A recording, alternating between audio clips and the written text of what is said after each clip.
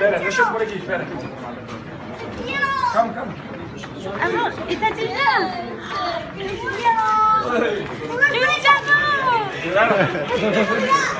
Thank you so much. És do Real?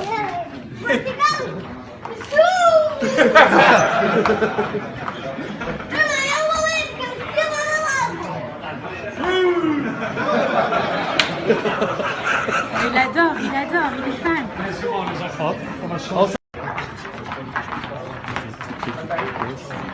Voilà. Samir, regarde, il y a qui? Voilà, espera, deixa eu por aqui, espera. Calma, calma. Amor, está chillando.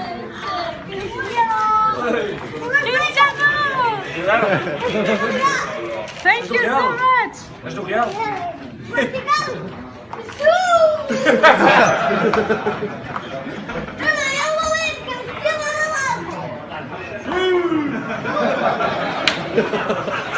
Il adore, il est fan.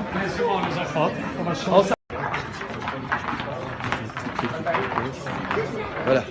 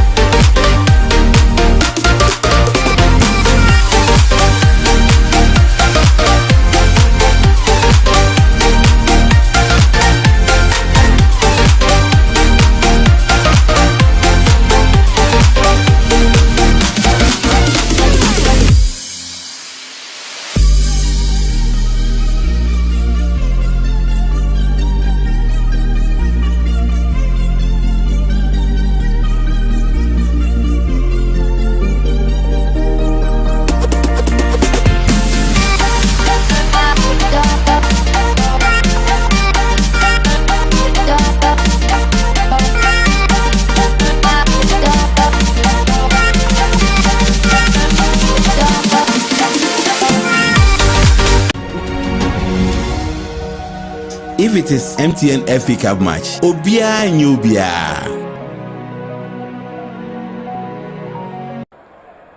Koji steps forward, and Koji has missed. Adam saves Kofi Koji's first penalty kick. Yeah, that was a brilliant save. And throughout, did he step off his line? It's again, I wish I could see that again.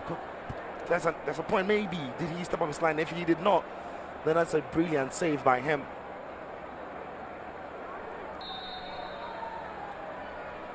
Ayi up against Jetua. Jetua steps forward and he scores. Makes no mistake.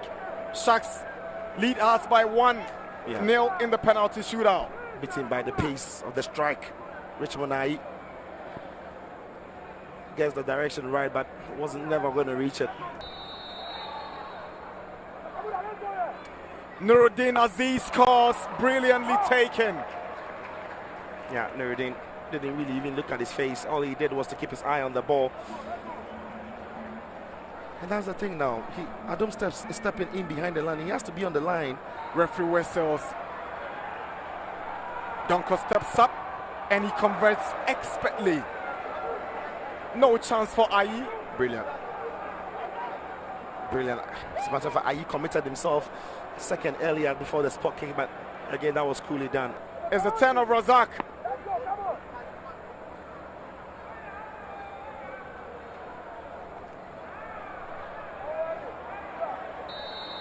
Referee whistles.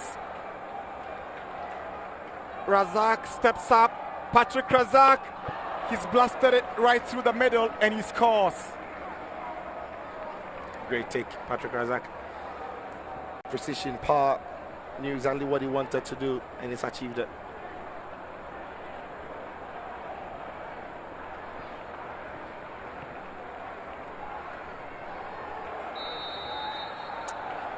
Whistle goes. Enchi, and Enchi scores.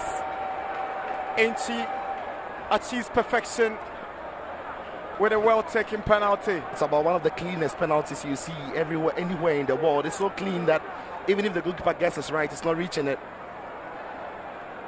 See the ball going through the net. It fizzles on the side of the net before it hits the back.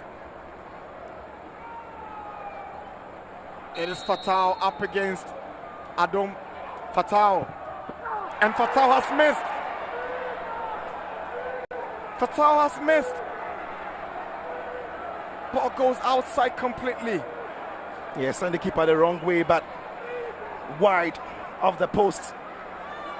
Hartlepool have missed twice now, and this for the quarter-final place. This next penalty could be all confirming what would be a disastrous campaign for them. But for Sharks, this could just keep their title, their season intact to some extent. It is Edukau with virtually the last kick to send Sharks into the quarterfinals. Edukau, and Ayi saves from Edukau's kick. Lifeline for Hartlepool. Edukau's kick is poor, it's close to the middle, but Ayi does well, keeps a strong hand and firm. And it's still advantage Sharks. But lifeline for Hartlepool. It's Amankwa against Adom.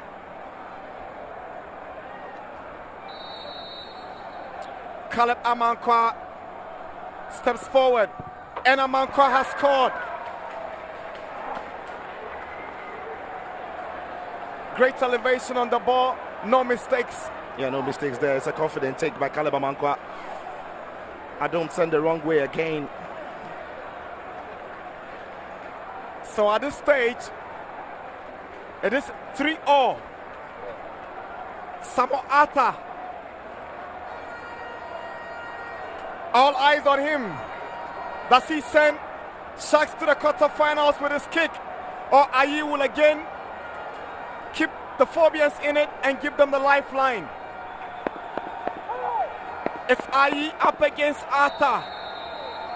Referee whistles. Ata steps up. And Ata has missed. Terrible penalty taken by Ata.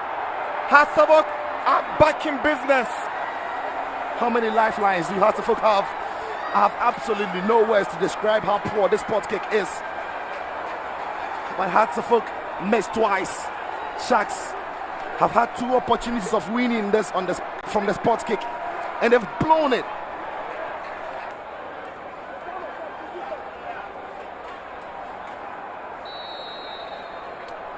Robert Addo.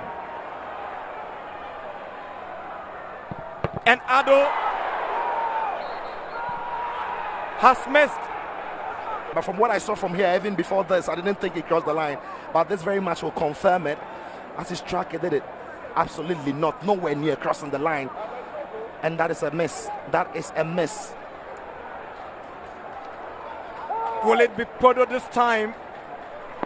The man to take Sharks to the promised land. Does Richmond Ayi give the Phobians another lifeline? Will it be Podo? Will it be Podo? And Ayi saves the penalty again. Richmond Ayi has given the Phobians another lifeline. Yeah, wherever you are, pour some more of that popcorn. Get some more of that juice. It's not over yet. To be fair to Ayi, he's done his bit. Saved 2 penalties. It's Ansabotre up against Adom. Asaboche. Enansa scores. Hartlepool are in the lead in the shootout. Advantage Hartlepool now. It's Ansah who has had a very confident take here. Need to tell Bobby he's worked so well in midfield this evening. He steps up for Elmina Sharks. It's 4-3 at this stage for Hartlepool. A miss, and the Phobians will be on course to defending their title. Obobi up against Ayi.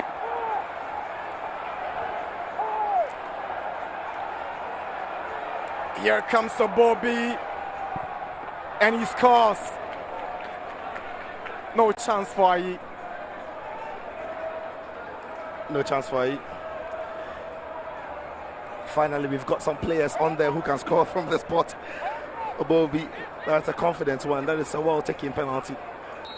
Awako up against Adom, and Glaston Awako scores.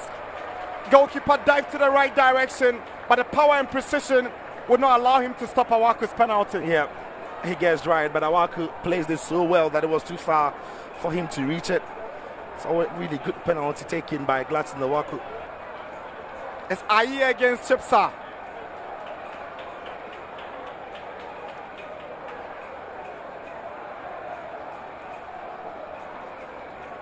Coach Emisa looks on with a kick that can dump them out or send them through. It is Chipsa against Ayi. Chipsa, and he converts really well. Yeah, that was a very good spot kick. There was a little stutter about his run, and he stated and just plays the ball to Ayi's right. Yeah, there.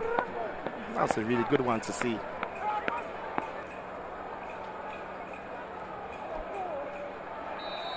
It's Ejeni Mboateng up against Adom. Ejeni Mboateng, and he's missed. Poorly taken penalty by Ejeni Mboateng. Yeah, that was a poor penalty.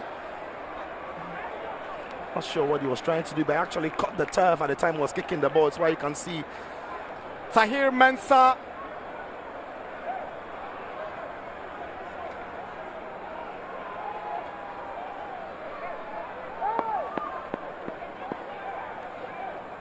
To take the penalty.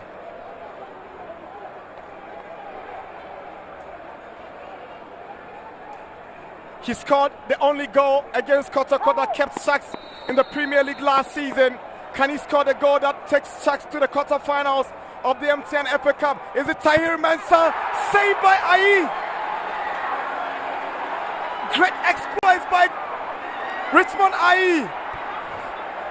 Super night for the goalkeeper who committed that error that led to the equalizer. I've never seen anything like this before. Just anytime they've got the advantage, Sharks, Ayi steps up to make sure that advantage is cancelled. And even here, Buedu can't believe what he's seeing. What an incredible night Ayi is having. And whatever happens tonight, I hope the fans do forgive him for that error that gave Sharks that second goal. What an incredible goalkeeping he's showing here. He's the only reason why it's not over yet. Now it's Daniel Efriye Barnier. Does he take it to 6-5 for Hartlepool? It is Barnier, and he scores. It's 6-5. Samuel Bodu looks up into the sky, hoping for one next Ayi can conjure for them. Yeah, Barnier. Remember, he missed in the FA Cup final when they played against Ash Gold, but he picked the same spot he picked in the final. And this time around, it's found the back of the net. Can Ayi produce another magic? Can he take his save tally from the spot to 4?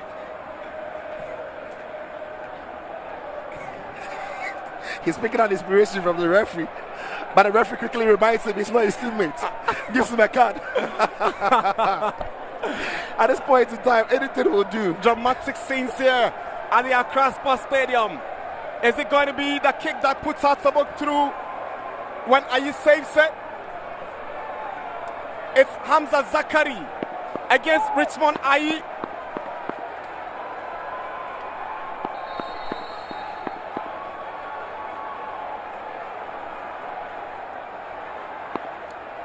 It's 6-5 now. Hamza Zakari and he scores. He's beaten Ayi this time. It's 6-6. What a night. What a night. Again, very good spot kick there by Hamza Zakari, the defender. It is Richmond Ayi up against Adam. And Ayi scores to the woodwork and into the net. For once, Shaq thought Ayi had missed. Yeah, he scores here. It's as he said, into the woodwork and in. Adam can't get there. Now time for Adam. And everything now reminds me of that FA Cup final against Ashgold where they went down to goalkeepers. Hansi Fuchs attack scored. And only Ashgold's keeper missed. Can Adam keep this game alive? Can he keep the Almina Sharks' dreams alive? It's Richmond Ayi up against Maxon Adam. 2 goalkeepers. One on the other side to receive, one to score. It's Adam, and he scores really well. Great penalty. Oh, God. That is a brilliant penalty that's kept the hop and the finish. Brilliant stuff. It is why during the spot kick there were times he was actually signaling to the players on the pitch that he wanted to take them. It is 7-7 now. So we're going all over again because every single player on the field has had their chance to play the spot kick. So Barnier takes his second penalty kick in this game. This is the 12th penalty, and it's a free Barnier up against Adam. He scored already, Barnier. And he scores for the second time, Barnier. Same play, same result.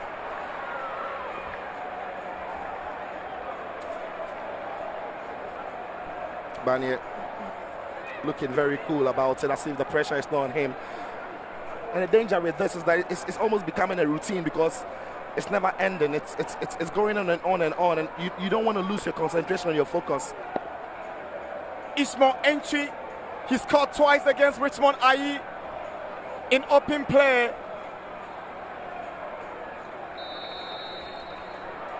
Entry up against Ayi, and Ayi saves, and Hasabok are through to the quarterfinals of the FA Cup. Richmond Ayi the hero, the villain turned the hero. Magnificent night for the Hasabok goalkeeper. It's over, and Haas are through to the quarterfinals of the FA Cup. Their bid to defend the title is on course. This is why we love the sports. This is why we love the sports. This is why football is the sport that everybody enjoys, and it's giving us plenty. And even tonight, Ayi, who committed a blunder, pulls off a big save to send Hartlepool into the quarterfinal. What an incredible night of football. A real advert to the FA Cup and what it's all about. I feel so sorry for Sharks because they gave it plenty, they gave it their all, but in the end, it's Hartlepool that are going to progress. What a night. What a night. An amazing night for the Phobians, but it will be a night to remember for Richmond Ayi. After committing the blunder that almost gave Sharks the passage through, he's saved the crucial penalties that has kept Hartlepool in the FA Cup. Great goalkeeping, magnificent night for Richmond Ayi. Hartlepool are through to the quarterfinals of the FA Cup. 8-7 on penalties against Elmina Sharks. Oh, the end two come so much saying. Modu. Madame Modu. So much yes.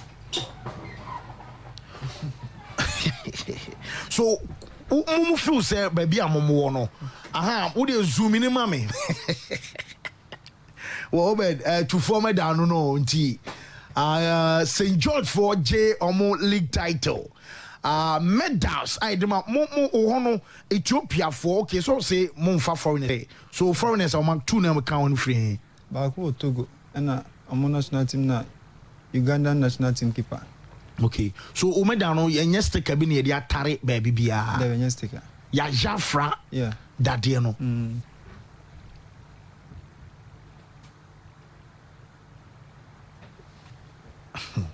who is your catch you? Silver Sports. Dear Conady, League in the most saying. What I say? Most saying at least also because I'm more football, boys no moon, a dog like Nippon Dawson. The new coins on me be because bear, she said the only effect no. You see, the idea bear 3 months be not salary back, but nobody channel. But on say football lifespan no, and what like and what. Maybe about 10 years to come no. Bon say be a only probably no near Jumanya, no Emery. Not to take Ghana, I feel own effect no. Now if you don't say commodity will be yes, and then the womb, but 4 months and about could be a bar. Say Ghana American. Matua say, and the would be a uncle crab, but maybe I'll bar. Check number of ABA Nippon Mobile or Ghana League. Then there be about 10 years to come. Never did see Ghana. And your papa. What you say? And your papa. So, who now for be doing come on more Ghana Premier League and Maudi and Bo be like Uncle Dimono. Minim said there be baby Jana no den do. I home on answer say you now see near the own problem. If it's not so we are boku tanti now sana and a pack near tick. Tia cho sana I say like not now Brentham 2 Brenthams are a punishment in Kwa. Oh okay. Okay, Intina say match in a mo field no who say a pa. And it's a song. Park no song. Eso pa. Nasa park so adem kwan as you on as soon I didn't make us say mood. Okay. You cry about humor so say on time also boka kra no abre. Babre. Nti ana di nya you know. E nya advantage no. Oh okay. Nti and no ka ho na ma mutimi de to be community fasa. Oh okay. Now your connection with the Yawano. Na ma practice wo training grounds dana san your man ba na saying. I no correct. Like tell me how ba mo say bo no say obi she go ejina me so. The time ya me hwe no. Silver Sports. Anytime ya or you movement no ma me sign. Tim so me fabo bi no first person me di kan hwe no. Yawano. So no movement nya na ma sesa no. Is or pace pa. Okay. Nti o move bi America hwe no pe. Tembi am hwe no sa my sa connection. Matches no se bebre ultra to make Yawano goals no share na metimi akase bia be 30% the one na we assist. Did I say one opiama obi apiama na wana opia de ama no. I no correct. No correct. Me na assist bebre. Entina training grounds in Yoma. Bi wa training na training am fa ba me ko sa. You know, my build this understanding. Build this understanding. Park. No, wow. Well, Paul, I feel the shall cover us. We did not. Names how much? Yeah. But with this calmness, on say mostly of us only number 6 and 8 are found one day. Crab was so when you be our Becca say or better or you be our. But that's all they are. But Trebi, how did you develop that skill? I already have to say the woman. We saw you number one as a more about boards, but Semikuta Untiminji. You tell me, I like say, we not compose at Tembia. As I bomb out to me decided. As a baby, our bonnet, a baby here, Jenny Moore. Hey, Tembia, so think take it fast. That's all, take it fast. If it's one of the Tembia, power on changing. I'm afraid yet.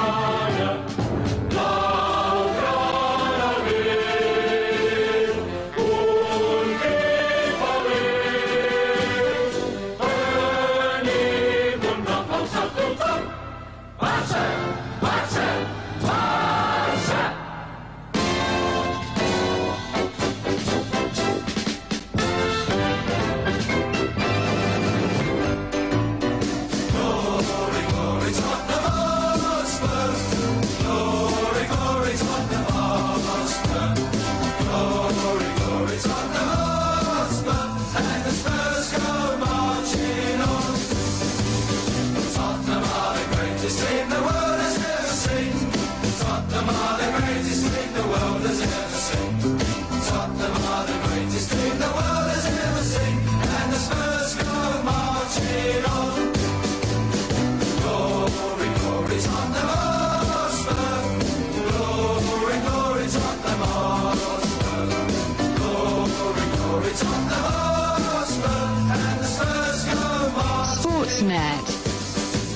The pride of North London, where the kings of white are laid.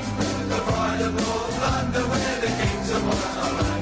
The pride of North London, where the kings of white are laid. And the Spurs go marching on.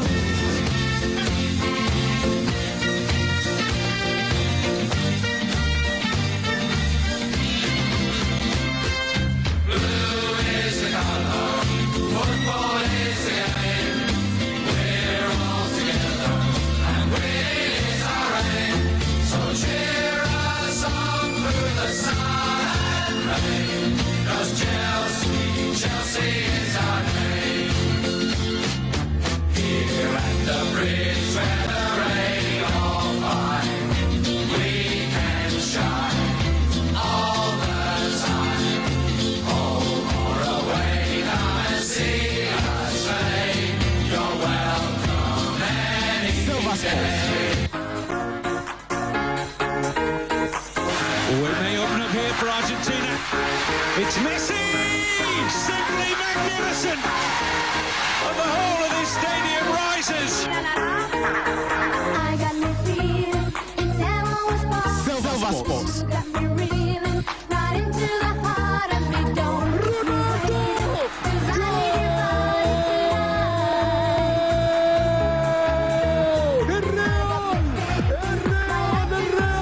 tonight. When I was sinking, I found me a friend. Silver Sports. You got me singing, I need you inside me tonight. La bajetó, le quedó largo, pifió. Messi la tiene, Messi, Messi, Messi. Ahí está Iniesta. ¡Gol! ¡Gol!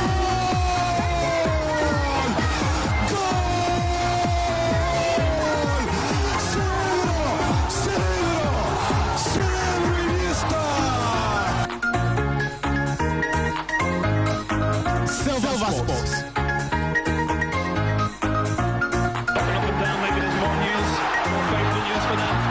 It's finished at Sunderland. Manchester United have done all they can. That Rooney goal was enough for the 3 points. Manchester City are still alive here. Balotelli. And now Saturday, Anopa, Yabana, the stories in my yet for an Anopa live on the show. Your live our Facebook, so many chat fan today from Nanope. Well, I keep paging and now I share out the messages and commenting in Naba. One share as many times I bet me I share another person said media. Your friend of Silver Sports, we a weekend edition, then I just Nanope. No, yeah, I'm getting in Nama from now because it's about known to Aprimo. And I did later sending in about Craman on the foreign news, Ababa Ram Elfie. 7 months latest of Fiena and Brandiswa. When your chance now about soon after Drink Traba Jumadia, you can hit us up on Twitter. I hashtag Silver Sports and then Saturday morning. Hashtag on Twitter. I Silver Sports now no tweet about Sports. Wobete Abedjafani in Anka. The entire production team, Omo MCR, cameraman, and Yakamuma. Yari Jumadia Fanasa, Silver Sports Weekend Edition MO. Baby, I'm watching Canada, baby, I live on Cheers TV also. WhatsApp line it does one sort of WhatsApp messages abafa. WhatsApp line is so Abana Yakin Kandiamo. This a Jumadia Fan Silver Sports Weekend Edition, dear. And I just no peno. Getting in Emma, yet for baby, I watching Kabia once again. Good morning, welcome, way solo. I'm proud about Bon Arve.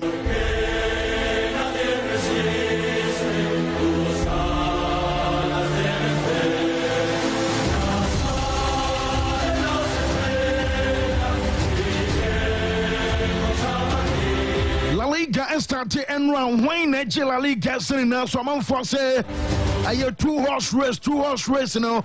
I had defending champions Real Madrid and I say FC Barcelona. Woman when La Liga sitting now, so now pay. And also make catch us a Ballon d'Or nominee, bye. So far, the MC will be an MC Karim and I find a Ballon d'Or. None of the ABC and opening in an wine and fella Liga. A JS in us to me tease and an open and Sunny are coming on the Yaba. Barca say woman your team to beat. Barca for so almost squad the team to beat. Madrid Fonso says ya wo 2 years wa on 2023.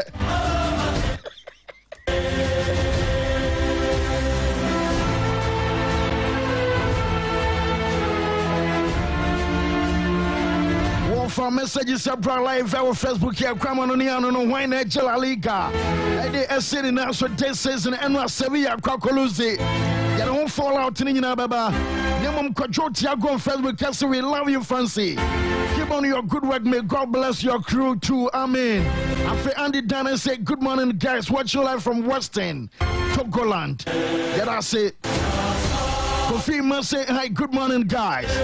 Silver Sports Saturday's edition is live in South Swami and Omanya Fancy Monfire. St. Stephen say a bounce and a bet La Liga, Sarkodia Bright, just here Barcelona. Julio Sanseru say a Barcelona. I feel now Kwame say fancy. Why not live on GSTV? Okay, I face just say we thank God we back again. Fancy more update on Chelsea today. Sergio Kofi Moses say Real Madrid and a bet. Isaac Kousu Yabua says Barcelona will win La Liga. Fala.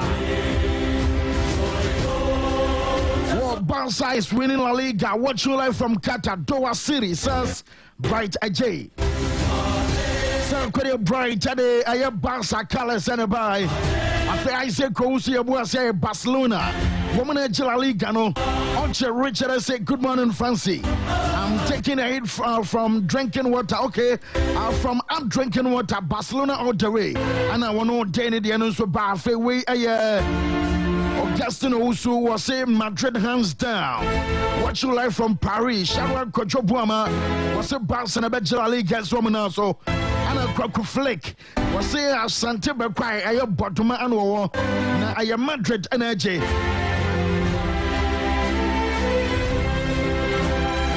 Watch you live from Berlin, Germany. Says or say watch Evans. Real Madrid bet La Liga. A boy Tinker. And a boy Tinker the buy. Richard P. say fancy flow. What you like from a friend? So St. Patrick's Hospital. No a message in a banana parfait. Where George Akwasi Bobby answer. George just say good morning fancy. And what you like from Dubai? I feel Jomo Daniel say I'm Sabato. What you like from Dubai? Barcelona will definitely win La Liga this season. Brad Kwame say fancy. My phone even fell in water sake of you. Hey, what a loving guy. Me da say bra kofu be nyes cat ofro. Enya bi so no bi. Wo ye ba be crown no na de bi sane nyina no say La Liga fi hwan ana beje. Aye me tease ya be fa course no be minute or two na ja kwama no ne aba. Menim say Real Madrid supporters ne wo ma fei aye Barca supporters ne wo. Say Real Madrid fam say adebia also mo jibi omo jey. Apart from Copa del Rey. Ain't be a super Copa España beba so. Madrid for the Niabro almost say ya wo 2 years so I won 10 here. And Barca for so say o ma build a team to beat. When a La Liga this season 0552 944922 0552 944922. When a La Liga is in now so this is young for air course no few na young come on him right. Hello, good morning. Hello, Kola. Hello, friend. Yes, sir. Your first naga some friend. Kennedy question. What can you tell when a La Liga? Oh, what is somebody? I don't know. Shadrach, we know so you man in na ho. What? Yes, sir. Good morning. Yes, sir. Yes, sir. Kennedy question. Can you tell Kafra? But independent. Madrid and Barcelona. That would the way to be control. Okay. Whoa, hello, good morning. Good morning. Yes, sir. We didn't be able to free. Won't come on your field. Whoa, yet you. Madrid Besaje. Madrid Besaje. Sebase who kwao. Hello, good morning. Hello, good morning. Yes, open your first naga say free. The friend Ibrahim to the first Timoko for you. Open it you. Whether in the Serbian, so the Bassa, I feel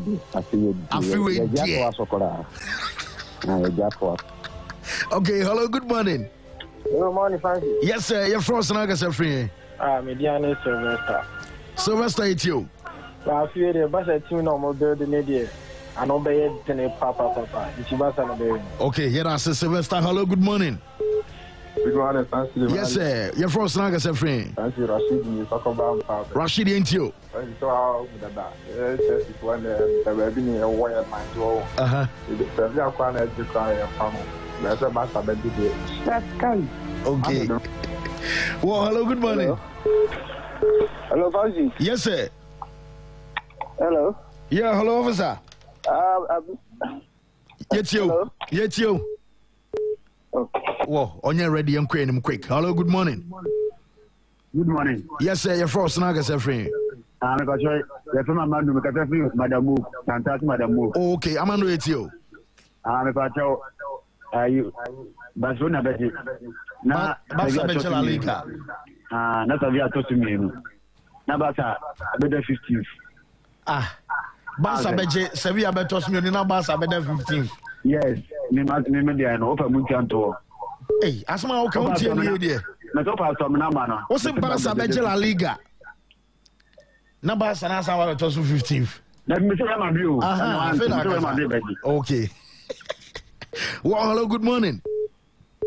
Fancy Di Maria. Yes, sir.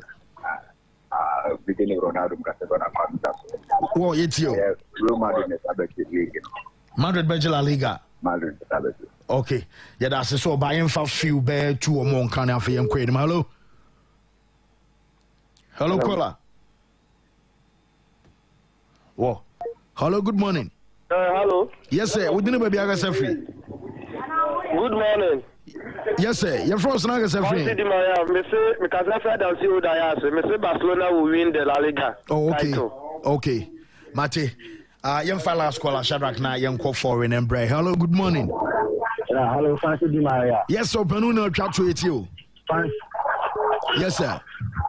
Hello, Francis. Open your tongue, call it you. Madrid. Okay. You company. Madrid already. Madrid here. I do La Liga now. Let's ask for the 15.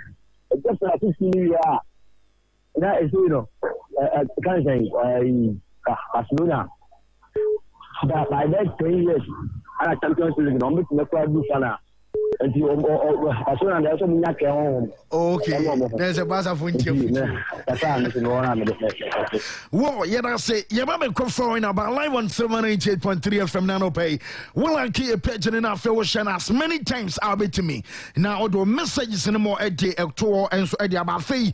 The attendants said, tune in red to a Juma Mountain County or so Facebook. American catch us and they are so far. Fee, Fancy Di Maria page of Facebook and so I'm so I want to be like can I feel watching out the messages number tuning Juma na make us YouTube Silver FM Ghana Twitter hashtag and so Silver Sport Saturday anopay Muama joining in the WBS confirming about na the oka can ye ama ye till for anopay I want them my but in the one who don't out in a few ye and I'm a foreign. Okay, Kobe doing work. 2-4 on my shirt. He the greatest on the court, and I'm the greatest on the verse. Yeah, going for the last ring like it was the first. Gotta get the gleam. Do it for Kareem. 2-4 Silver Sports. My flow so mean. Catch me at the game, sitting next to Goldstein. Kobe Bryant Nikes, purple gold streams. Kobe in the game, dunking on the whole team. Yeah, Black Mamba, attack conquer.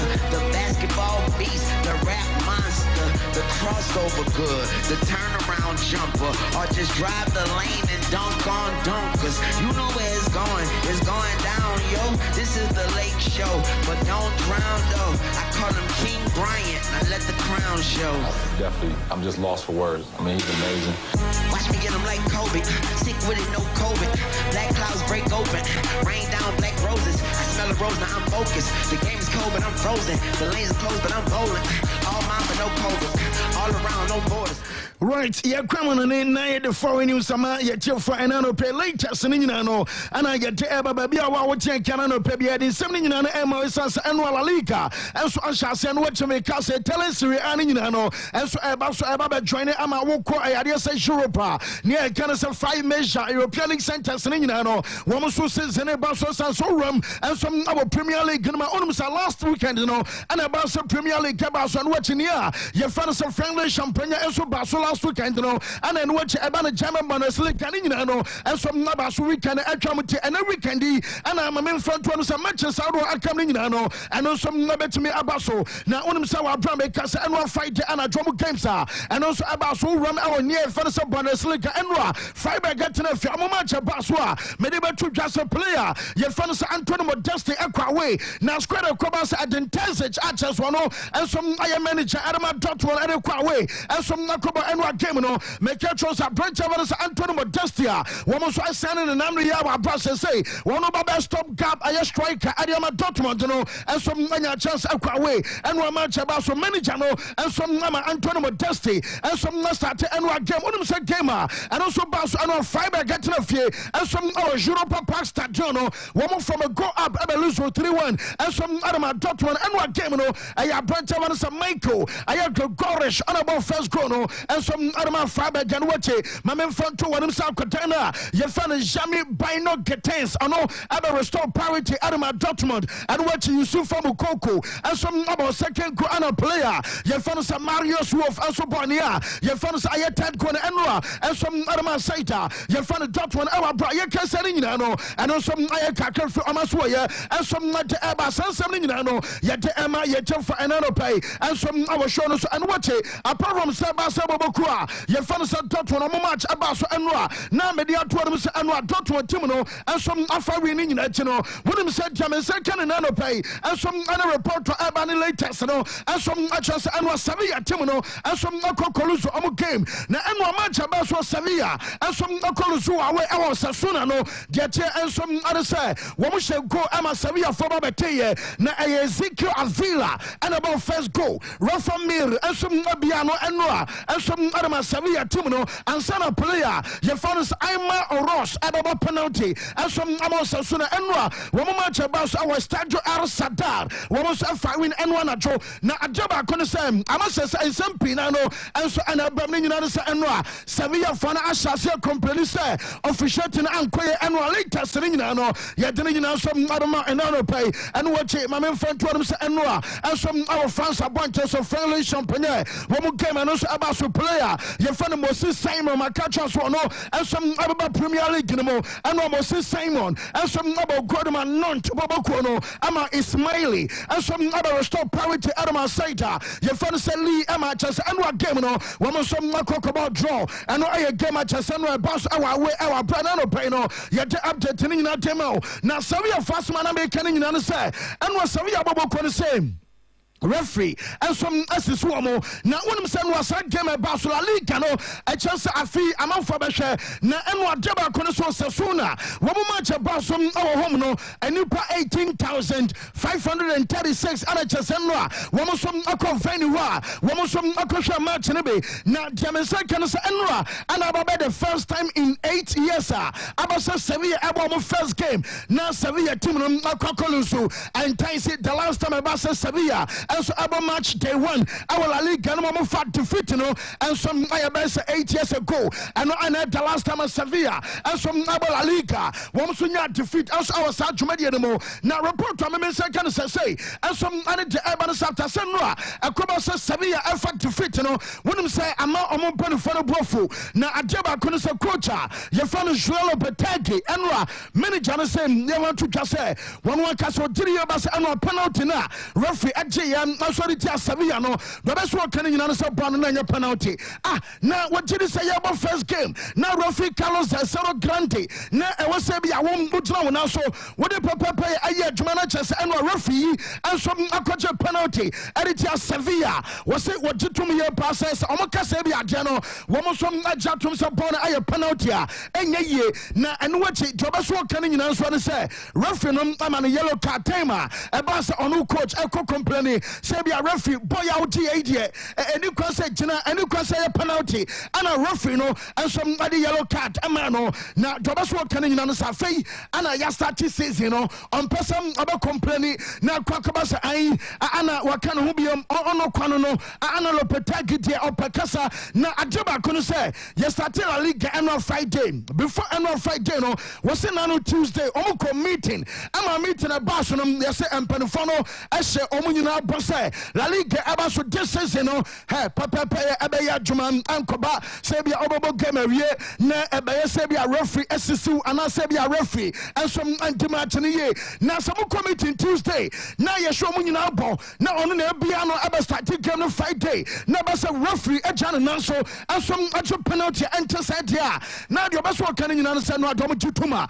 eno ensom anya ye onum say anya coach nenko report am say kan say enra wo mo president ye fa ne Papa Castro eno awura no ensom say ye want to just say mo fancha no na basa oni hwe dan so be filing a complaint ensom ade akokoma La Liga ensom empene for onya manenka wo twere ade akokoma La Liga empene for no say eno omoma cha baso a wo mo som akwa we ekobo match no the baso kan nyina say referee and atinchim omonsa ama Sevilla ensom aluso eno agema eno so baso our brand no pay no enom ay update ay dem ay chefo a enom La Liga start eno na jey bi san nyina say ekwan ni mo anya da Sevilla for na tia no eno say no when on a La Liga no ensom ade asini na so and La Liga match se be kwaso nyame ya ro chena ensom abeto aso na La Liga wo mo games about the defending champions and ensom ay Real Madrid ababo chena and ay Celta Vigo wo mo na Espanyol and abasa game no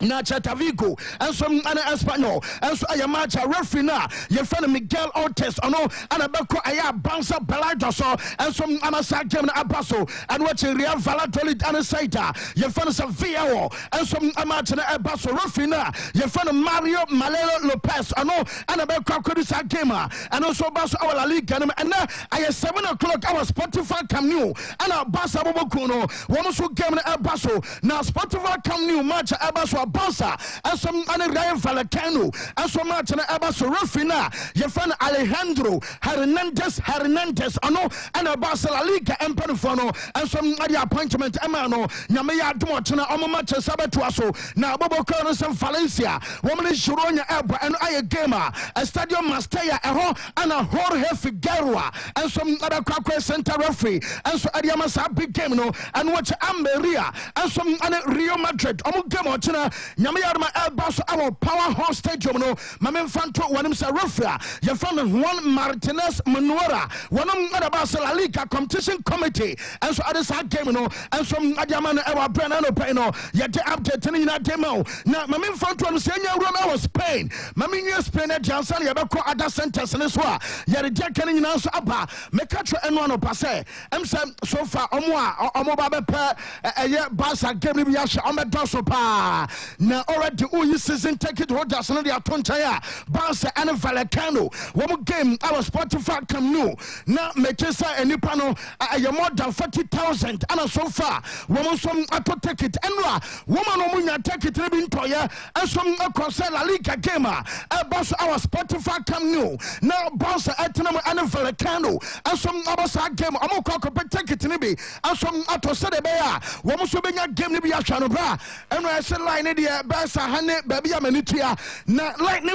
wa yeso obu wonuma oba na beto chesia the line so wo ba na beto ticketa the same line essence baby a wo ko to Jesse and one beto ticket no enti no line ne de oba he no bi to form na wa sorry was me dia na fei akwan o ba tambe me nam di kan ba sa ana chese no Barca fans no and some akobe ticket and Jesse ato na Jamesa kan still baby a market no okay me can be make projections ama make catch us a Barca yes omanyo obi onum sika so hwe ama sani bana catch from say omutimi sign Lewandowski na Lewandowski enya no favorite number 9 jersey nko dia and your Barca ebetimi a record them over 20 million euros and Lewandowski ni jersey nko so omoto jakabia ayi wonum sam ye the update no be true baby now let the W a short later am say provide him to to ba Lewandowski you better ready good just here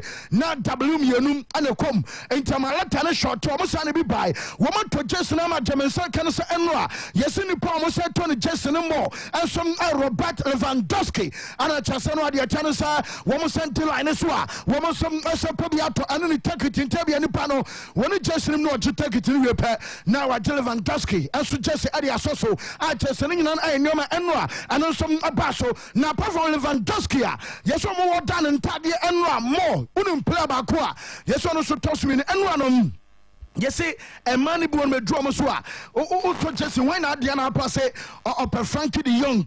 A man be banned. No, just to be an up. Lewandowski was a derby or Petty or semi Petty Young.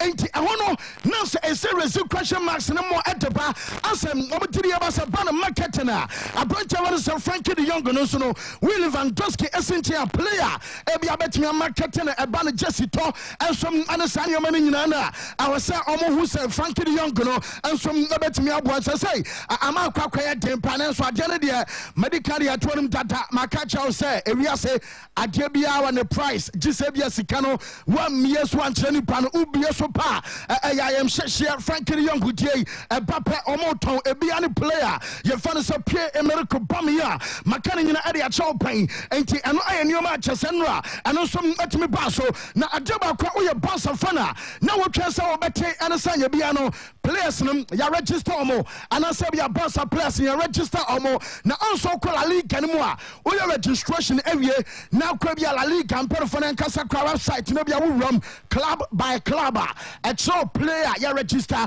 and make us oko bossa woman some site our league website now we be send ya biano wine and some other sofa bossa for and some register report to me can say no and your project our Facebook and also a no and we share date no 12 August ayenra enti Shadrack school top amame Rafinha natural said destino no ay destination not just a Barcelona Lewandowski destino not just a Barca Shinemo Frank Kessie I'm register enra Andras Christensen and some registration enra we I am a for now later one of the Barca player your fans Usman Dembele and some my registration I'm a fan in Barca match Abasu Dembele and some Ebiam and some Sergio Roberto and some Mumianu Janadier Western Day contract no Emranimo or fan Fain Abia Barca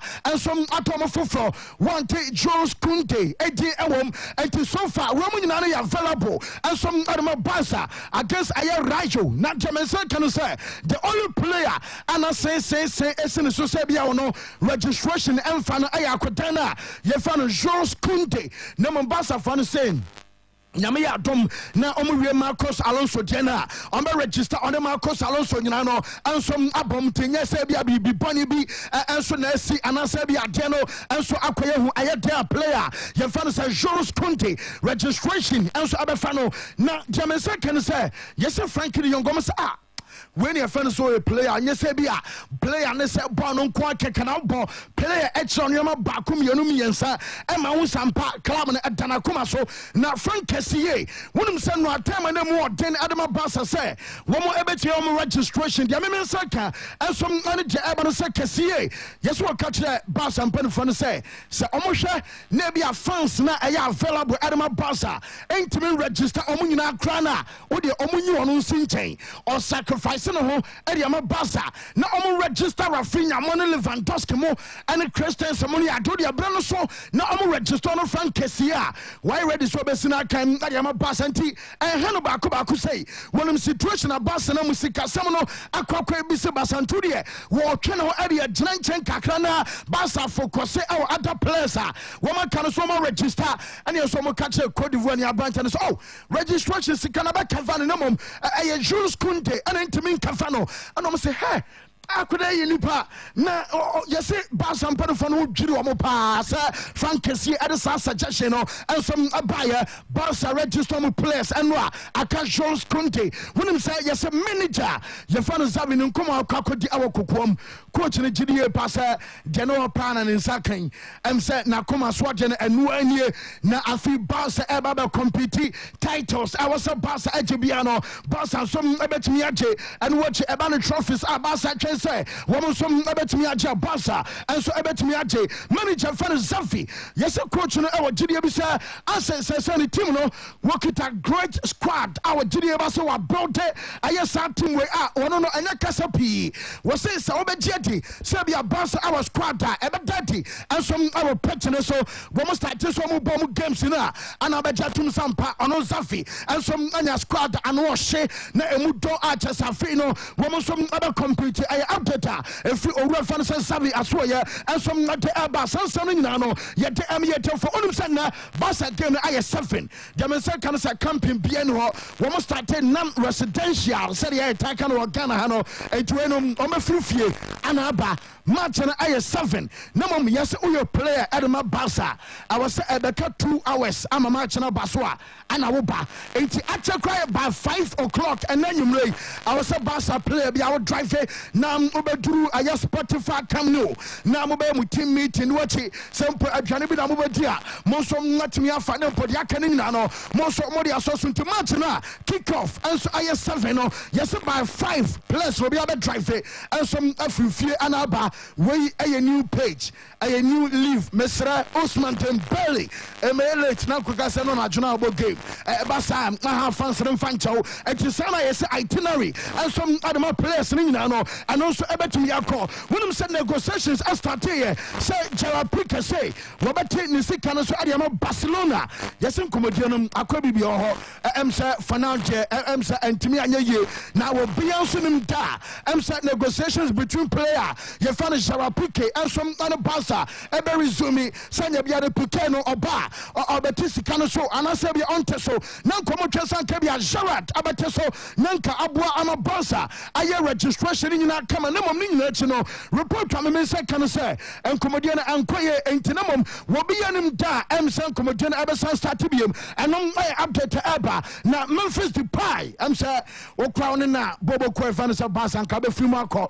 say o she jersey number na omafa kwatu kwan age ade free unsam na omodiama Lewandowski ono so ba ye ampa amanfo to etu ye den a omaje na Lewandowski aba ye ama chese play fan say Depay ensom ane Juve die wo bia be ka kire o sen player no one Juve for na wie 7 million euros a season and chance on Dubai ebeje also so Barca for free na jomo so mo kan nyina so and say wo ba is Barca bobo ko na atiase ama say Dubai eba be join bobo ko a ye fa Juve nyina no to report am say kan say yaka aye formula e bia Juve ebe tueska no and so ade ama Barca na o run fan say Marcelo Bachelor o kind na ono ana be ka say Neymar and so ebe ko PH be hwe on a deal can buy in Centrania or breaking Neymar to Paris Saint-Germain story I'm for dinatamwa bi kra de manama sabi ne ma me nyina anya bi na German second say Marcelo Bachelor say you want to just say onu de wogire pass Obama yan kona obekono eho ana ma Depay as a Juve kono akrakwa bibi oho ne mom wo hwehwehwe other reporters ne nyina na wo bi aso ana Depay ne Juve awie a 2-year contract Depay ne Juve awie a 2-year deal 7 million euros a season ana Depay ebeje ne mom Marcelo Bachelor asema okan eho ana ma akwakoba sa de no akwakoye hu ama sese no ase bia obekọ anasa onko because omdiri ba say Obama ensom abetimi akọ okodia na chese ne Depay de ebeye hu gise bia free na ekoyete sa official Juve and Depay awie enye sa de a ene asam na branch won so Marcelo Bachelor ene abetutwa emma transfer no ensom akwakoye hu na unum se dia men se kan sese no enso some and say Pierre Emerick Aubameyang yakame bere na chiro manager no say open say Thomas Tuchel and they pushes up kan biaso no owura no enkofa aye player ye fa no Pierre Emerick Aubameyang and so Emra Aubameyang beba anase o man aye question mark and so adenimo manager Thomas Tuchel pushi when said ya say kan say coach ye fa no Zavidie one wadi can catch on pen fan say onom Aubameyang I can plan so because and they say be Lewandowski ni wa obeka e bia Ferran Torres mum ya no type say be Torres about pretty e dey fin 10 wa ho enti say be Lewandowski ni wa Aubameyang I swear direct replacement and some ademano and Aubameyang gets a player o dey to benkum so anase ni fa so a wono so betimi adjust na mum ye say mfa ho ene de manager na kan nyina ti say sika bi ba na taso mu na ye kama nkwa de amasaje jade o kan na wo ma tuto bi abeba sa tinwe boka eno kan bia so no wo mo so abafa so ade player ye fa no say Pierre Emerick Aubameyang wo be jare kwa na ko Chelsea said be a bobo ko no so betimi ate omoka no na o can say some weeks ago me be to twama me catch say La Liga no am for the close eye e ba be share Robert Lewandowski and no referee say Karim Benzema mo na tema na Lewandowski our Germany no mo an Lewandowski a say an wa say an wa ya de an wa je European golden boot an sane manu nyina no afei an am for ba be hwe ne Lewandowski na nkasa titum some for the close attention abema sa comparison down player you find some Benzema and some antam na jeten say La Liga start enwa boss ebom first game and anya bia Lewandowski be show goal and I say on show goal Benzema de otukromo data you say do see no anya bia sa comparison ya na Lewandowski and Benzema tamno liver e kasa fa ho. Of course, Karim Benzema is an amazing player. He showed the last Champions League season what he did during the games against PSG, Chelsea or City. He's already, I don't know how many years, 10 or even 12 years in La Liga. He knows this league a lot and he knows exactly against who he's going to play. But even in Champions League, he showed that he's one of the best the player. And yeah, I think that is very nice if you see so many good strikers in this in La Liga, for example. For sure, that will be more interesting for the fans. And for me, I didn't want to compare with him because for me that will be something new challenge, and I accept this. But for him, he's already many years, and he showed already in the last year how good he is. And for me also, more important will be what we're going to do with the team. How we're going to play, that we going to from the win to the win, and this is my goals, and this is my plan and idea in my head. Yes, and no, I asked my branch and say Lewandowski added to got a comparison. Yanaman for tire or La Liga games said you on a Benzema. Ebabeche, I am so understand your meaning and I am Tetano and so free player in question. I swear, Debas and something in Ano, yet Emma, yet for an anno pay, and some our Shonos some makers and who call a Premier League in my big games in Ano, and so Ebabaso Ali kick off a gamer. Aston Villa and Everton for about 11:30. And as I'm at Nebaso Rufina, your friend Michael Oliver and Crocodile gamer, and also Ebet Miabaso and what you know, I Arsenal, everybody at Leicester City, game I 12, and as I 2 o'clock in area 2 and Arsenal, and so and Leicester 4 game, you know, and also Ebet Miabaso Refra, your friend said Darren England, or no, and so I center referee MSR game, you know, my main fan too, when him said that game, Saka Ebaso, your Man City, on a minute AFC Bournemouth, match way will be as I am mismatch now. Gidi Ebasene Chelsea Ellen Haaland elbow the first game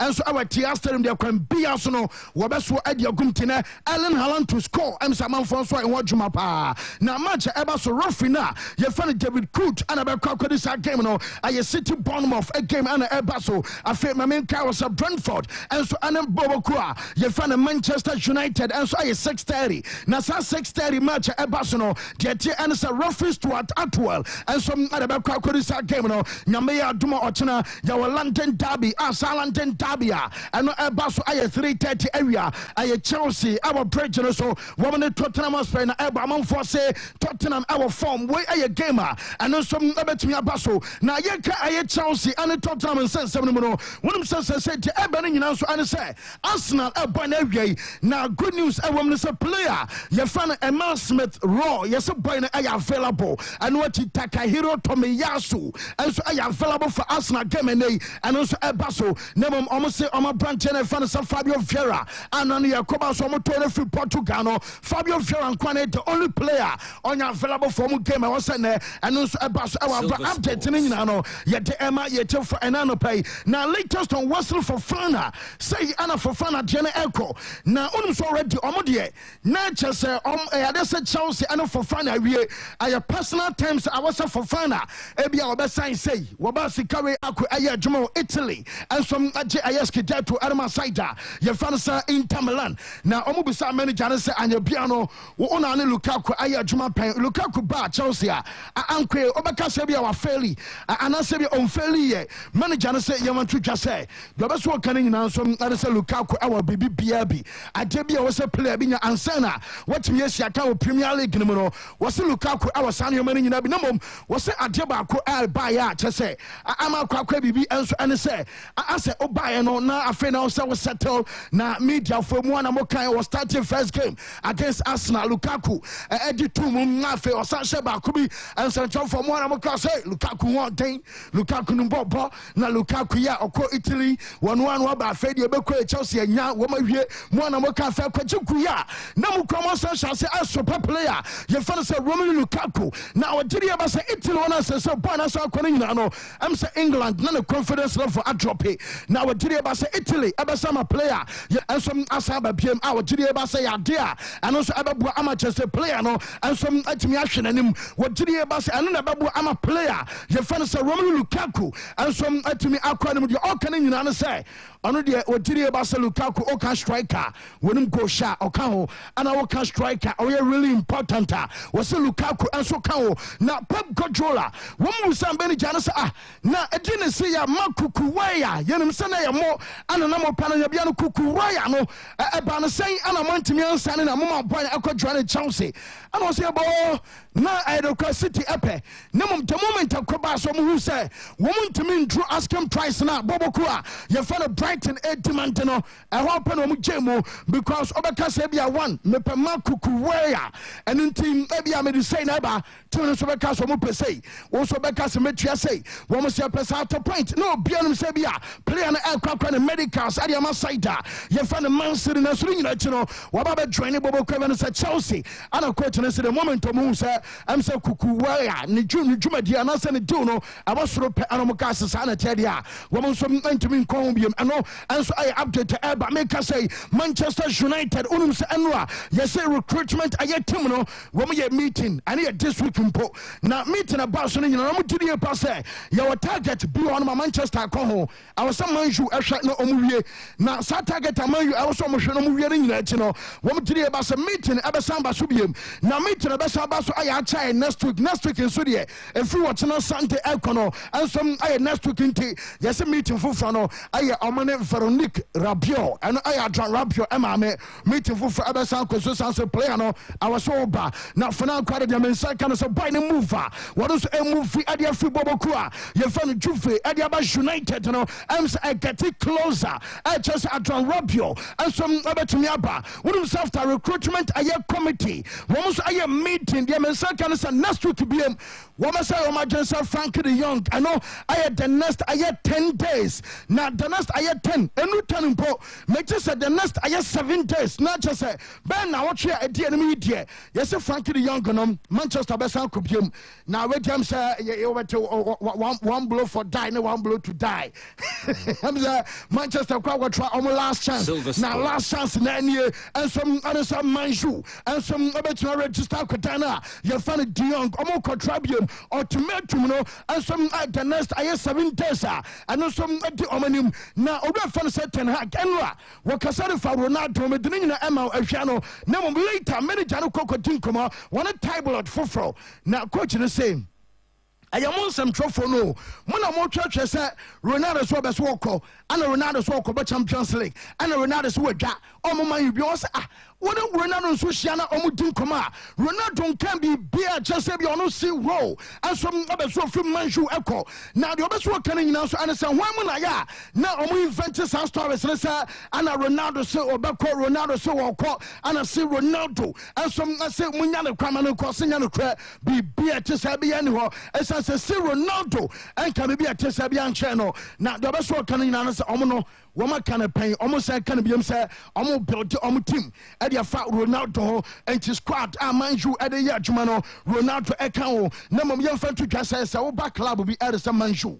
Now start to first game. Now pet I had their pressure ebeba what's our Kokoluzu first match in the crowd here. Abema pressure and I am more you know what did you about cinema do I want my manju and some ebet me want where your coach what match be a pet one analyze it baby also musha mukina baby also mupajam matumpum baby a quay in the sunny manino one not ten guy a manager yana the small details I know there is always pressure and I have to experience how that is and I know we have to win every game and I know the fans everyone expect that Man United is winning every game so that is we have to deal with that and all of what I can do is to prepare my team as good as I can and I'm focusing on that. What I always do after every game I analyze the game, what went well, what went wrong and then where can we improve, where have we to improve, how do we have to train and of course we tell the players and we show them where we have to improve and how to do that, to give them the solutions. We learned a lot but I think it's normal and when you start a season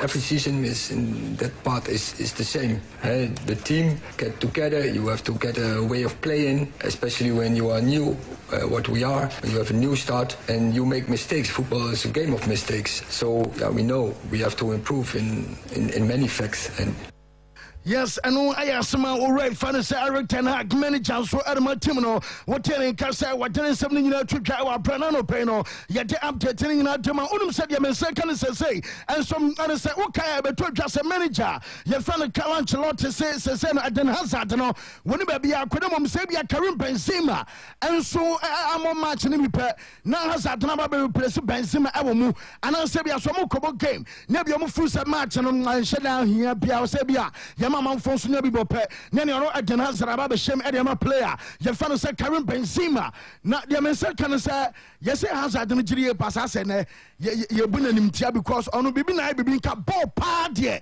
nya ne sɛ nka bi anka ne ke kan sɛ no na jobe so kan nyina so ne sɛ ye sɛ sa position a ɛkyɛ sɛ false nine a manager fa no sɛ Calancelotti and some aba so the striker and as a brantia ye fa no sɛ Hazard ɛgyina no ye sɛ ɔno aka sɛ ɔno gidie wom am sɛ enconvence ne o gidie ba sɛ hon amwa no ɛno ayɛ update aba ɛnum sɛ ɛno anacho ayɛ ade sɛ ɔmo Ballon d'Or nominees abai na nominees ne de ayi wɔnum sɛm ɛno ayɛ council pe ɛkyerɛw na ɔmo sɛ Mbappe sɛ yɛ bia Ballon d'Or no na wogye anasɛ wɔn na bɛgye na nyɛ bia wo kurom ni Benzema ɔyɛ favorite ana yɛsɛ Mbappe sɛ ɛno korɛ Benzema ɛyɛ favorite sɛ sɛ Benzema 34 years ni and our season our nyaye what Champions League was it what did you pass Sankempo ono ana eye Karim Benzema ana nkebia one year say anka ube jai say Ballon d'Or ho dwen forever and ever said dem no be a trade be d say Wesley Sneijder nom e be different Kubere mo no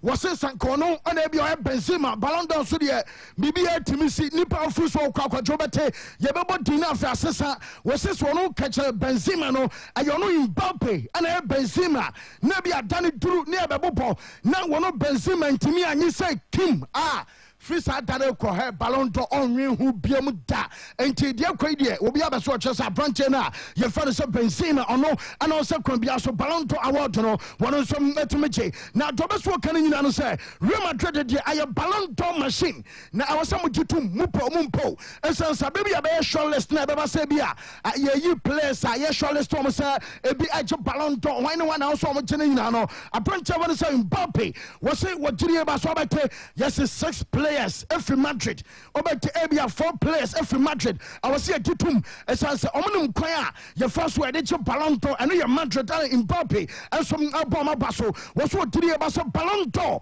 on the top 3 we for Benzema what one Casano Abacao, not a set your money, Ababashim, Akrana Buani ye, and so far party Osha Balonto nominees anymore. Now you besides Sevilla you top 3 who have fun Mbappe say I Benzema ono Mbappe, not a set your money and some area so some know what did you about the first answer na Ebia was some bet me Ajibino was say and Ebia or club and a Bemoacha Balonto. I will player in question Balonto over Gia, who anabet me and some area soon now so no one can so did you pass out energy Dako Balontono Ebeka Paris Dako players in Akanama PSG and some bet me at Balontona and I ask my branch of Mbappe and some area to I can Balonton send some nominees and nominees I want him some time in him yes and to me come up your answer on our chance from woman unite to me apart from Leo Messi Arches and Ababe news Arches and pay will be also come see Ronaldo Abamo Leo Messi and Antimiam now just after 2005 Messi ama Balonton nominees we and Ababe the first time since 2005 for Leo and some Antimiam Romubium Balonton one edge at the city now so at the band goalkeepers and so Makuma Kuteno Yasin Bonu Alison Becker Thibaut Courtois Mike Maignan Ederson Moraes and watch Edouard Mendy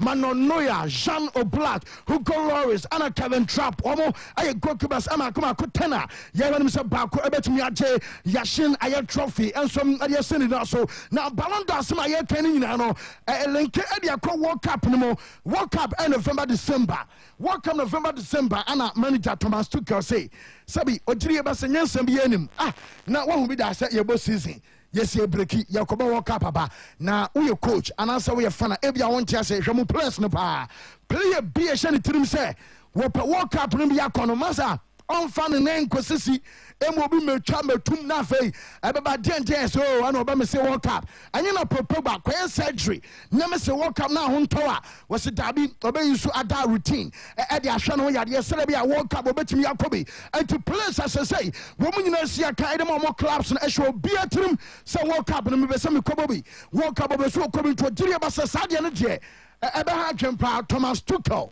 World Cup is anyway like a concern for me. I don't understand how we will all deal with that and struggle to understand how the players will deal with all that emotional and physical load through the winter. And we feel it right now. Players talk about the World Cup right now, which you can say, okay, this is also maybe to our advantage because they're focused. They're like they try to stay healthy, live healthy, and will like really try do everything to keep their top level. But at the same time, it is a kind of distraction because they're already now talking about World Cup. They want to get injured. In the end, they value very early their chances. Will I play? Will I not play? What will that do to me? Where normally they would now come from in World Cup and say, okay, I fight for my place and let's see in winter what's going to happen. Now it's like, yeah, but in November I need to be in the World Cup and I want to be, and this is a big goal of mine. So a bit strange. And like I said, the biggest concern is for the players themselves because you go out of a league, you play a World Cup and you jump back into the league. I see not a lot of sense in it.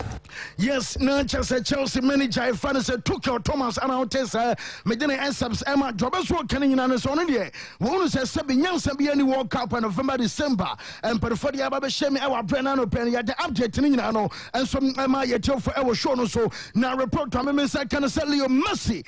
Answer Yadikania to just a Messi from a season way.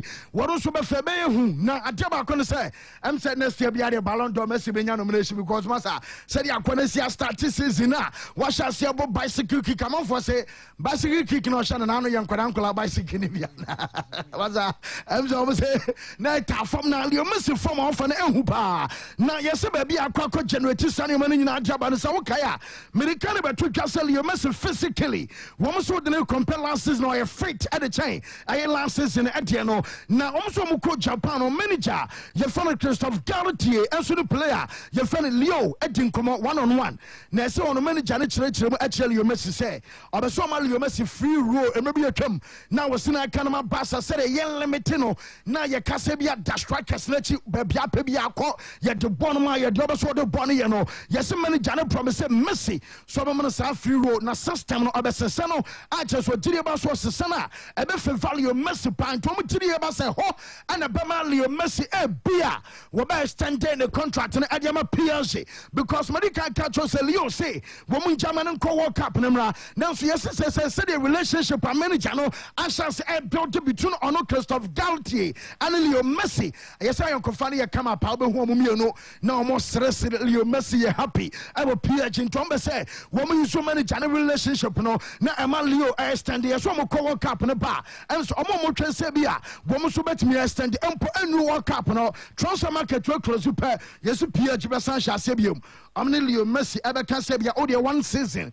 on sign and come PSG. Omni Marco Ferrati Becasa, Womasan Marquinhos were captain, and some Adinkomo and no I update a few Omasua bar, yet Tessa update in a demo. Wouldn't say manager funny Tite when I coach Chadama Brazil. Now walk up about so yet one some coach and say that's a Brazil at your walk up now. Neymar, Ebeche Ballon d'Or. Also Ballon d'Or, the time I'll name about Barcelona. Now one for say that be an name Ebeche Ballon d'Or because a podium nemo, Emma podium no sono. Yebeusa Branchavan said Neymar Eko Subi, Emma top 3 or Bamo. Now Branchavan said Neymar and the coach and say Brazil at your walk up and Quantia. I had their name a bet me at your Ballon d'Or be and some other sin now so Neymar Koye and the girlfriend and Andy and better just one in the shibum I found Bruna Biancardi.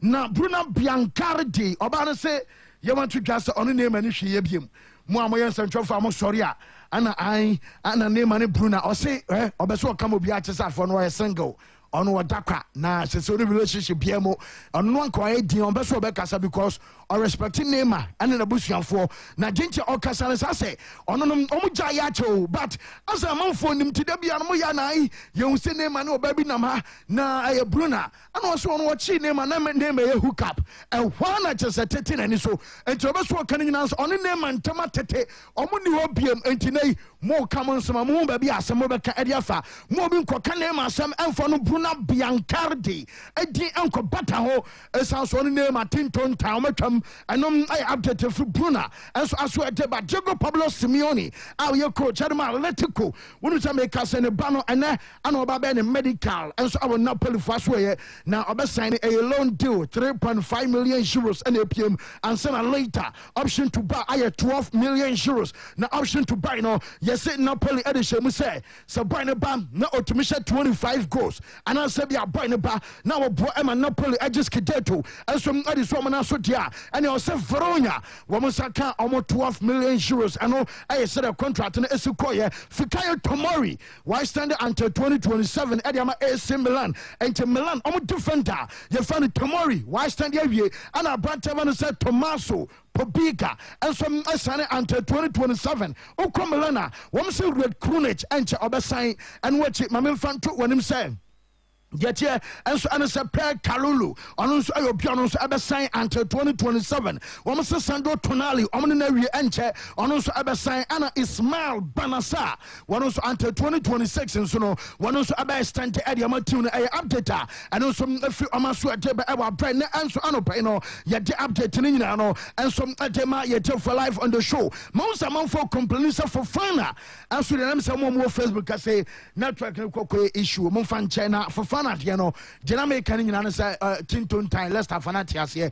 I'm pay replacement into the almost Chelsea Ebeto, Sana for Fana, Diana Quaquenti, and Mechanitia, Ediama for Fana, Ebenya by Chelsea, Sansa Leicester, Ashas here, and so pay replacement, Ediamanda player in question, Ewa Brianano Peno, yet the update in also at Demo. My main front to him said 2022 National Bank Open Egusu El Coso, now Jessica Pegula, and so our semi finals, essence, which are Julia putting Salva at the semi-finals and Jessica Pegula and Simona Halep and Beshia Kaspar Root and some near Canis semi-finals anymore which are Felix Oga Aliasimi and watch number 8 Sida you find Hubert Harakash and so Nikirios I'm make us say Nikirios and so Efimo Karolina Pliskova and some Etimika Queen Van Zen I'm make us semi-finals no one also qualify now Pliskova maybe a come now we are world number 1 our WTA rankings no the urban say on the Beatrice Haddad Maya and so Anabeshi Awania your friend say no so I semi finals cinema after say come say a brantia on so nyana win chess no I chess enra ama akwa says in some p at the banning ano my friend to when him say the tie and report to me say kan nyina and say Casper Root and so kasa kakra and so at the after say come say enra one so again qualification at the corner your friend say semi final Casper Edra Felix or Aliasimi. Yeah, it was not not as comfortable as maybe people would think, but yeah, like I said on court, everything sort of went my favor and in my way. Close calls, long rally. Oh, yeah, I said the course in an bit me a day updating in a day. Ama yet your Fernando Penti, okay, you know, so now fee, young foreign service and some of the dogs about a Breno and so a crying a cosobet. Yeah, fancy. Say, oh, yeah, of course, Namatia, now, swear. Kakaka, and yeah, my embrace.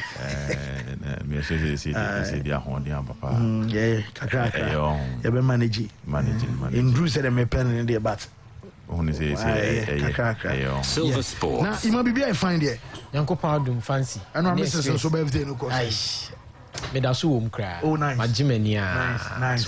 Me am a crowd too. Jack. And my name is a man now movie and I say a movie, a Jamaican movie. Shooters. Same thing. I say right now the wife here. Juma Nedin by so. Ejuma be there. Ejuma be there. Ejuma. Yes, Ejuma. Yeah, Kevin was Ejuma there. Ejuma be there. Financially, emotionally, spiritually, financially, oh, baby, I heard you financially. Oh, no, financially, dear. TV, so. Imakandia, a hot dear, fancy. Fancy, financially, dear. A hot dear, because your cause is here. Because Abrabono is Kasem. Yeah. And Odo is Ka. Yeah. Odo is Ka fancy. Yes, you might have. Yes, Odo is Ka. Say no see acrobatics be am yeah no. And now say cake no koye no. Musa wife ani age. Good. Nse wife kra na down for kra me classmate was university. And you busia o be. I am your busia. No catch him. Musa na me classmate no post. One cry afim. My classmate no posti. Ima wife no. Yeah. But it was a nice occasion. Oh, nice. But first one, I didn't pay you my money in the year. Yeah. So when this car on to me, master, I didn't pan in free now, dream and Ben is what. Yeah. Into Odon, your castle do is car, and yes, net time, and yes, I be a cast a map is go. I dream pana or Kumema, dream pana, a when you so no. Once so be with me a cast a match or pa. Senka will be instantly, you solve the problem for her. And Obia word does from Kubimani pano, but you. Where is the resources to build that physical element? Never mani pane who na many so done. Yo. What you say? Yeah. Hey, and I'm sika mini bintino. Now say them mempe wasem. As me broni. Mempe wasem mo bebre. Say this cano. Me say me empa na 10 to 12 in my way. Oh, ye nya botre. But that's and one can be a man down at 10 to 12. Yeah, build it. Say, oh, bad moment. Yeah, build it TikTok. No, so we're all crowd. Is that breaching for you? You can have so much positive. Okay. But how to bring it from the mind to the physical realm? Yeah, to say. Is kind of a say, fancy or chro domane here. Yeah. Okay. Whoa, it I say, yeah, buy in some sooner for your barbershop now. You ma same free way. Yeah, fancy. Yen tea for near Moma Kwaba and Bridge Median. So show near live on Facebook or call Silver. Search engine no about 98.3. No one join the show no. That's right. In some brain now they go. Silver Sports. La Liga weekend. La Liga no.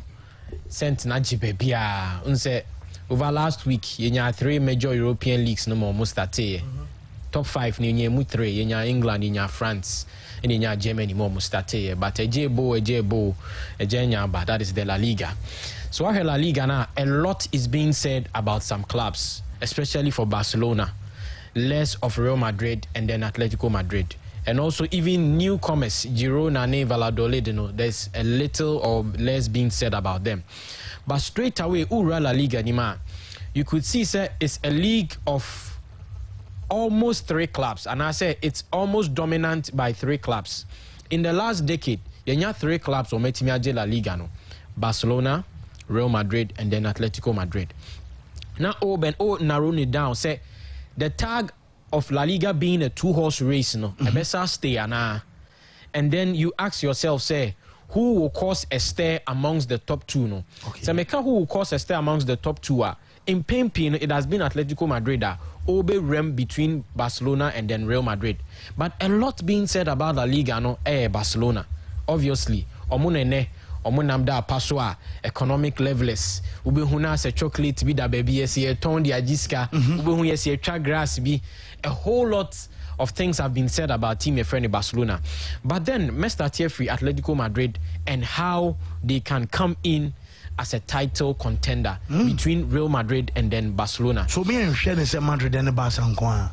Me and share Real Madrid and Barcelona fancy because so after Atletico Madrid fine in the last in the last 11 years or my try or me winning the La Liga title twice. But then after so me winning biano the next season they failed to deliver. Last 2 seasons or the following season very disappointed. This season going up front Niema Ben or Maya a chess or mobitimi at the league You ever heard omo in transfers.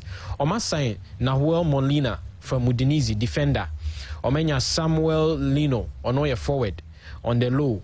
Omenya Atzel Witzel a midfielder oba free and Alvaro Morata so akolo na ba ono so abejoin ni team no omo ama brantie Saul Niguez so abejoin ni team no ahwe omo out ubenya Nihua Perez ono na free team nim Luis Suarez ko Hector Herrera ko Sami Vasal ko. Now what are the dynamics and I say what is this transfer and I say these changes na ba no die ni betima team Silver Sports brantie friend na Nahuel Molina or an out-and-out ball-playing defender for Udinese and even for the Argentina national team. Were establishing last season and then last 2 seasons with Udinese. Coming into a team like Atletico Madrid, here adaptation, here settling in, here to adjust himself to the Spanish football. Any Italian Serie A nyepe. No abe here a branch friend Asel Witzel. So over Atletico Madrid in Finfin you could see from last season say Koke any abrantie freno condompia any honoma there is nobody establishing themselves as an out and out staying midfielder obetimi aboa balancing your ma intene anyo mo ya so mo jai Saul Niguez so amana ko Chelsea so onko try but then omo the Asel Whistle aba experience classic very sound when it comes to defending covering the spaces a deep lion playmaker at times, but then an out-and-out defender from the German football kakrana erani muno and in the class and quality for Belgium no you can rely on him say onoso be boa shepu in finfio no abehwe anim honum Angel Korea or Abrantie Yao Felix or honum ne impo Marcos Llorente Crasso timi join no mo anim honum but then something special Abrantie friend no Yao Felix ona bibriani dan so say at least obetimi aye bibi ama team no obe PM for 120 million euros no on level up to the expectations but emum was show signs of glimpses and opportunities and as was show signs of glimpses and sparks say obetimi aboa aye bibi impo enei or the out-and-out playmaker my team at times or a provider at times or a scorer now how our coach at Diego Simeone and so I was or yen in your mafa no CD boy team ideally so Diego Simeone or your system coach or the master when it comes to the 4-4-2 defensively solid unimse Nyoma beyere pampe aggressive football in the Spanish La Liga. And ona boa manenya ni opportunity and I say ona boa manenya ni identity. But any timer or try something different biano and work mano intene a lot of pressure ebeba Diego Simeone. So amongst the 2 managers who is Xavi Fiwa manager amongst the 3 managers are maybe also for these 3 top clubs Ancelotti and then Xavi and then Diego Simeone. Manager pressure be ban so pie Diego Simeone from my perspective. Looking at the investments made in the club and how he's supposed to create something for himself, given all the opportunities. From the time almost signed by on any manager, Yamani be pia or pair in football. when it comes to signings, when it comes to assurance, when it comes to job security, there's never been a timer. Because Simeone baby and come up fancy. Because almost Tomano Paletico Squad compete, but the style of playing. Yes, near Jano, non and Amosa, Intene, Messadio Mato Ted. They still can't get into the Madrid and the Barca hierarchy. And I say top 2 horse racing. Now they be Real Madrid. There's little being said about Real Madrid, not because Yenim said they are champions already or they are defending champions, but because of how quick they did their business in the transfer. Fancy as at now, I can say there is no player Madrid and Dinechi, and I say Madrid follow no closely. Say it looks like they are almost done with their transfers. We won't say transfer market in close at the end of the month. But bringing players like Chouameni, Rodiger, and Noel Lopez, it looks like it fits their billing already. No have heard omo departures, Takafuse Kube eko, Mario Gila eko, Victor Schest eko, Luka Jovic eko, Marcelo ye releasing Isco ye releasing. Now over here how it plays into manager a friend Carlo Ancelotti and it's senior person in your mano. Madrid ideally are not known to defend their title when it comes to the La Liga. The last time I was 2006, 2007, 2007, 2008. And even to put it into context, in the last 30 years, why once so OG La Liga title as a defender. In TNA, after say Karim Benzema, after say Vinicius, Toni Kroos, Casemiro, and then Abranti friend Luka Modric, Omuye Bibia in the middle of the park, Real Madrid still needs to defend their title and make a name for themselves. Said they are the main contenders, and I said they are the powerhouse that comes to the La Liga. Waji La Liga no 35. This season Oje be 36. But in Pempino, we've seen Madrid whose class when it comes to the Champions League. La Liga no aso more. But a poppy up and I say at the moment Atletico Madrid ne Barca be weak pair. Madrid take a foothold.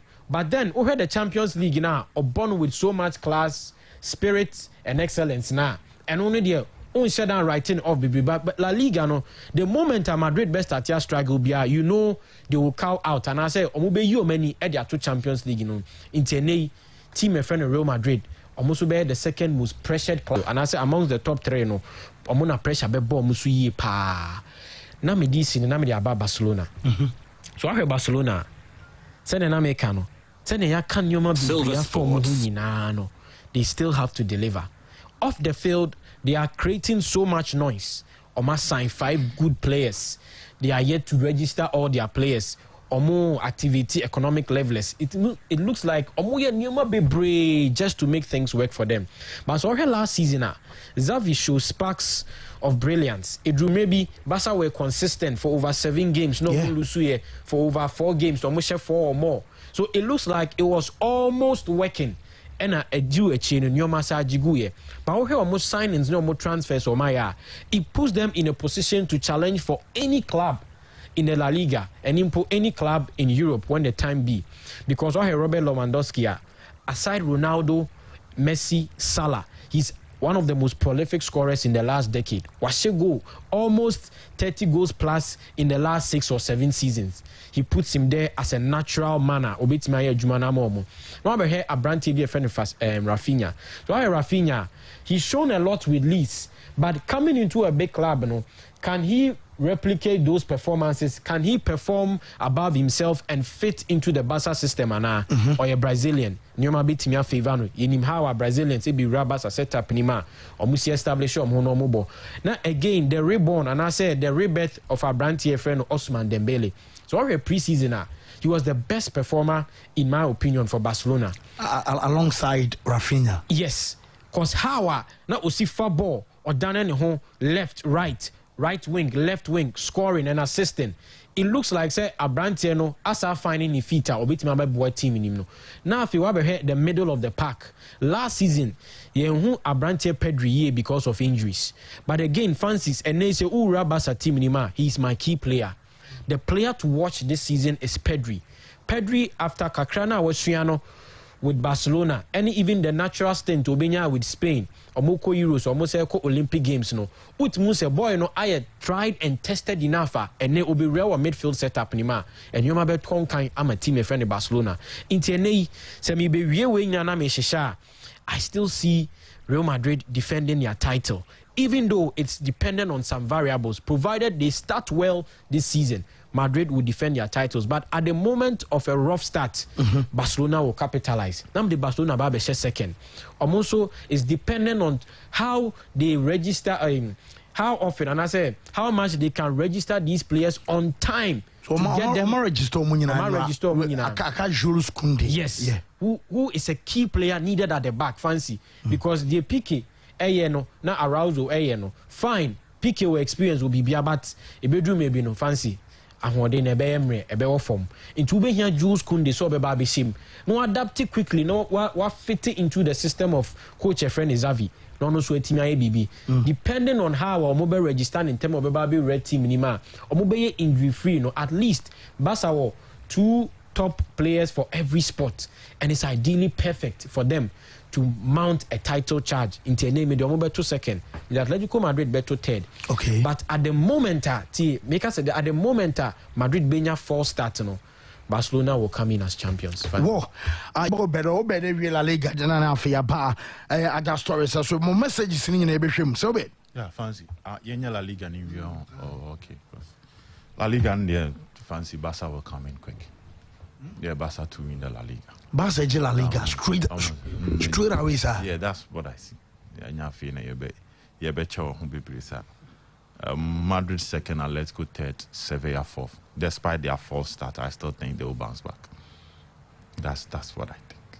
And yeah, you see, Madrid is a good team, solid team. But let's not forget that Madrid, one Benzema injury away from crisis. In as much as we applaud the brilliance of Carlo Ancelotti as a manager, I think Madrid, one Benzema injury away from crisis. The team is built around Benzema. He dictates what goes on. They have superb midfielders. Over Finfino, their Toni Kroos Bayer, their Casemiro Bayer, their Luka Modric Bayer, and even Federico Valverde. You see, most players don't have the ability to switch from defensive mode to attacking mode within seconds. But that's one element that you can get from Federico Valverde. His ability to switch from a defensive mood to an attacking mood within a split second. There is a modern day midfielders Nibi was there. When the team is defending, he can operate like a true defensive midfielder. Yeah. All the defensive elements to both say about Federico Valverde done the amount. The moment that team Nibenya ball number margin say yes, attacking zone, then he acts like a true offensive midfielder. All the necessary qualities were signed the amount. So when he's playing for Madrid, he's a perfect catalyst of Madrid and the needed balance in the midfield. Into why he now mostly Carlo Ancelotti in big matches. So about Benzema, not about Vinicius, not the Federico Valverde at that right side, because you support the right back, support the offensive aspect of Team FN Real Madrid when they are attacking. And Ore Fikrana, the Champions League final, that assist from the right side, or the Maya, or the cross, or the buyer, Vinicius a tap in. That is Federico Valverde. Omo betimi aye adwuma no. Omakofa Rudiger ba, omakofa Alaba or that. So Rudiger become Alaba ho, Elda Militao, Dani Carvajal, Thibaut Courtois. The core of the team intact. Eduardo Camavinga so was a super sub last season. And Madrid don't have so much issues with their midfield. No, they can because they can play Camavinga, Casemiro, Federico Valverde, you'll be good to go. Or the Luka Modric, Beckham, their midfield mixed with options. But last season, the pillar of Real Madrid was Karim Benzema. And I know that Vinicius boss our ball now. We won't take anything away from Vinicius and his hard work. Because fancy players who are coaches try to modify them, but their adamant, their ability to accept new knowledge, add it to their game to improve no form. Do I have Mashana Rashford or Mujina Fakupa? But she Hazard and Mauricio Sarri. Be a different Hazard. Sterling under Pep Guardiola. Obian were different styling. That style no Liverpool no bit me pia ball so I know they are true no they are corner no. Say City no tires at the end there, but his goal scoring abilities no cost because of Pep Guardiola. What the Bema credit Bema Guardiola. So Ancelotti did you so pa of Vinicius Junior. How I'll make sure that Vinicius will stay very close to the penalty box of the opponent, where it's excellent 1v1 situation, and in the pace, or betting their punishing opponents. But first, the mass at the end finish was to me easy near Benzema. And my can't ask him, I even show graphics of how that partnership is working so well for team friend Real Madrid. It's because of Benzema. Because Benzema will drop, he will on that day, no my head, means send you that graphics in the Sancho mobile. To cut in, and straight away he's going to score. So, send a member Federico Valverde Abaso. Our team a friend Real Madrid midfield. Saasuna Benzema is the face of Real Madrid's attack. Ebe puno ebe on ejina so, ebe konka on ejina so. He fancy all the necessary elements. So if you take Benzema out, what is left of Real Madrid?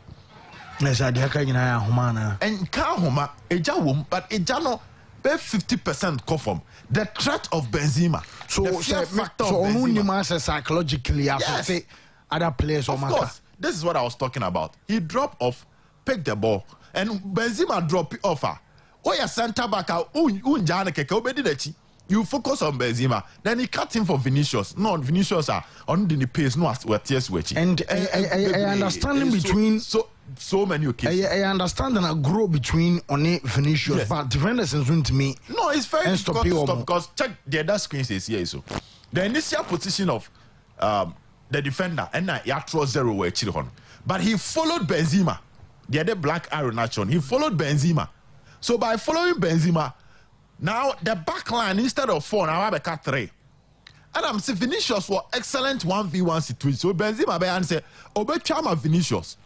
Now Ochama Vinicius are 1v1 Obeske put the right back. Center back now so cover co protected right back no. On Eddie Benzema Chiabano.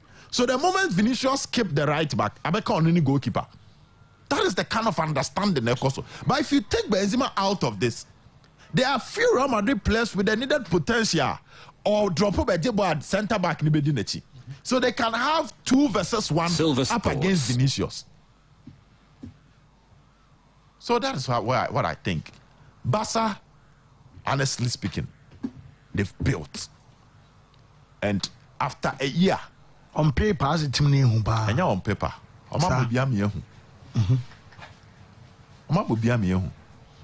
and clearly, after 1 year, Barca might not have a Lionel Messi, but they are on the verge of replacing Lionel Messi. Messi with team, but they are on the verge of replacing Lionel Messi. The whole Lionel Messi discussion can disappear. And collective, okay. Not they don't have a Lionel Messi or Messi nah, but collective. Where dear, a bit your mama for refill Lionel Messi. There are Rafinha and there Dembele, you know. The Ansu Fati, Jedi so bet me. The Robin Lewandowski, you know. Fancy the attack of Barcelona would produce them the numbers. And this is the savvy ball. Also, you can't hear referee Frank Kessier. You can't pass some night, you ask you in Kaino. But a player as well as a technical team. Last season, AC Milan, you who you in for AC Milan. And you money bet 30% yes, I brand you. Only yeah, you be Bremer AC Milan and fancy. I just imagine him in the Spanish La Liga in the Barcelona midfield. He will be a different. If it's about the physical aspect or yeah, if it's about your football and to form you can try Frank Kessier to do that job for you. If it's about maturity, trophy winning mentality, also they be a casa trophy winning mentality. Now I'm for you say easy, and you've been to United for no. We need trophy winning mentality. So I GDN say champions. They are now that's Alex Ferguson. Near the Fergie time. How do United a bar? What's a United 1-0? Wow, I lead United upon popo. Because you know that with any time these guys are champions. Until referee better the ball, we are safe. No, that mentality na Manchester United for no war. Now, fancy they will pounce on you with everything they have in them. They will go at you. They are just unstoppable. No? Now they don't have that trophy winning mentality again. So Team Binyasha United one pair, but say the pattern of player United, but no matter what. So share our first game against Brighton. Ten Hag start here no Pierre free chili. David here no pass it. Na omo pass ba. Brighton share one after David here no abos him. The here ball na fancy no abobonus him. Mentality. But it's United no, they will still do what they believe in and they will still score you with that. Powerful wingers will come at you with everything they have.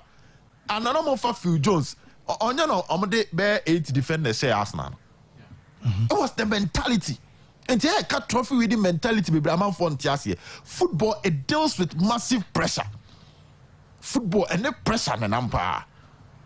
Sometimes you can prepare so well, but 90 minutes to justify yourself. So you need to seize the moment. And first, the ability to seize the moment is here. So players are champions. Even when they are having a bad day, they know that one split second they can change their story. In terms of Timbu will send a crana for no so janamo. The Pep Guardiola, they Manchester City players. Their club, they Liverpool players. They omni Fulham game. Fulham say no matter. No matter. A United no come say and come to maintain. And na took our bar Chelsea now. Now man for the boat took our bass over Lampard. Because you said Chelsea took our did say a best show. Lampard you said Chelsea and say Adiego. It's a cut trophy winning mentality. I can't say player be ubia. And then Mjakeke. So Madrid for no Mumpai say Benzema Ibia. He can still be man. I say no form when the piano baby. Barca can easily play without Robert Lewandowski. Okay. But can Madrid play without Benzema? That's the question. A big question will be Sayo. Barca can play without Lewandowski. Ferran Torres, we will call down. Of course, Ferran Torres, excellent. Preparation under Pep. That growth under Pep. How Pep nature, no. My kind of blindside movement were harder. Barca and Xavier, excellent when it comes to third man passes. Yeah, pass Yama winner, Hasi. They are excellent with that. They are very mobile and fortunately for Barca, unless it be a transfer, you be no matter ton binama or lose quality kakra. But if they are keeping these players here where we are, if Robert Lewandowski is not there, everybody can trust Pierre-Emerick Aubameyang to do that job for Barca. Unless it be a mumbe tuntombi. But Lewandowski no say Aubameyang bet me. Rafinha no Dembele bet me. Also Fatino Ferran Torres bet me. So they can survive in the attack. And I'm a midfield no so no. The mentality aspect. Busquets, Gavi, Pedri, Frankie de Jong, if I say de Jong crowd obekwa. Frank Kessié. Excellent. Echire hola na ye kase obase echire on nsem ho. But kundaba. Arajo ho. Ja Piqué. Yes, we have the statistics now a depleted. But I believe say now that Barca will players be met me Joe Medino. They can easily rest Piqué. That's what we call man management and game management. Or met me manage Piqué in such a way that if you bet me about 20 games, Barca 20 games, they move 18 of excellent football. So a big man for the big occasion. So fancy supercomputer and prediction and the other Real Madrid. Supercomputer and Real Madrid. So on the budget Spanish La Liga. But I think he will go to Barca. Okay. Because I see unexpected cracks that can set into the Barcelona, that can set into the Real Madrid team and reduce their pace, the rate at which they are accelerating. You know, they can easily fancy reduce it. Atletico there, Ayana Mobo Simone Echi. One day I have time and explain how Simone are built Atletico and why they be a man focus on Mompamona or that sort of one. But if you understand the story of Atletico, no me a sleeping giant. That awakening no menyano. Simone na yes ade na mom. Omo ya kesefo anomada. And wababe nyane omo. So they don't see the need fancy your club yeah than a target to. Atletico Madrid who almost said they are in the league with 2 superpowers. 2 superpowers are fancy Omoba Europa. Omutimi Kwanka Europe nyina. How for if you fancy within the last 15 years. Barca and Real Madrid now Champions League see a Silver Sports. Spain teams no. So if you're in a league with 2 teams or Champions League or Magic within the last 15 years, those to change English teams the Magic. They understand where they stand. T Barca Beje. Yes. Okay. So bad. You better bad issues so bad. My bad Da Vinci answer. We say we will win the Champions League, La Liga. Dear, we can come back and win it anytime we want. One fat team crowd feels on Bejana Ankaho. I believe Madrid can win without Benzema. They also have quality, good players who take over when Benzema is injured. Anna or no identity and a hey, so but please come back again. Barcelona is going to win what Spanish league? Which coach will be leading them to win the league? Come on, Europa crowd, Mr. X was not able to win to go check history of Gattuso, Ole, Pirlo, and Lampard. Now, HSM say I want for so right here. Yes, of what? Da Vinci. Yeah, fancy. Yeah, La Liga ne. And yes, I'm going to INCT for no pay na. Yeah, La Liga. Enra Sevilla Emma. Yeah, a very nice welcome. I must say the Emma and yes, I'm Ketwa. Na enyanwa because Sevilla throughout or more preseason and near man said I'm kuya mom. I put Sevilla in my top 4. But them say I was revising my notes. Wait. Near mommy who here with Sevilla no. Shadow came far and run my lineup and into Sonny and Shadi. Then from there and I'm moving into my top 4 and then na my preview La Liga nekakra. This is the lineup of Sevilla. Enra Obo Bono, Jesus Navas, Goulier, Rekik, and Marcos Acuna, and Delaney, Fernando, and Obo, Tecatito, Papu Gomez, Lucas Ocampos, and Rafa Mir. Now here's our Sevilla team we are. Say center back pairing. Goulier, ideally, or a defensive midfielder. But Sevilla, Aton, Diego Carlos, Edinama, Aston Villa. Wasai Aton, Julius Koundé, Edinama, FC Barcelona. Basika o majini na ano. Monti entimin call transfer market and for replacement and famaye. And so what show mo, especially against Arsenal. So show mo, especially against Arsenal. You could see say Sevilla team no cracks a womb. Even after Enra or the players been say Ivan Rakitic or introduce the likes of Eric Lamela Muninano, you could still see say na boa Usasuna airborne no more 11 no was wrong. And the young one was almost share Sevilla by 2-1. Okay. And it is a foreshadow of things to come for Sevilla. This is no man shia yes. Because we are chasing Park for the 4th spot. Because first 3 day aligning in where but for the last Champions League spot, we are chasing Park now. Now Sevilla last season no 4th. Now we share the likes of Real Betis, we share Real Sociedad, we share Villarreal. These guys are going to give Sevilla a very good run for their money because we additions be on my year. Villarreal, Aquacofa, Real Sociedad, Aquacofa, a Takifusa Kubo. I didn't have a common side now already. We show more attack now.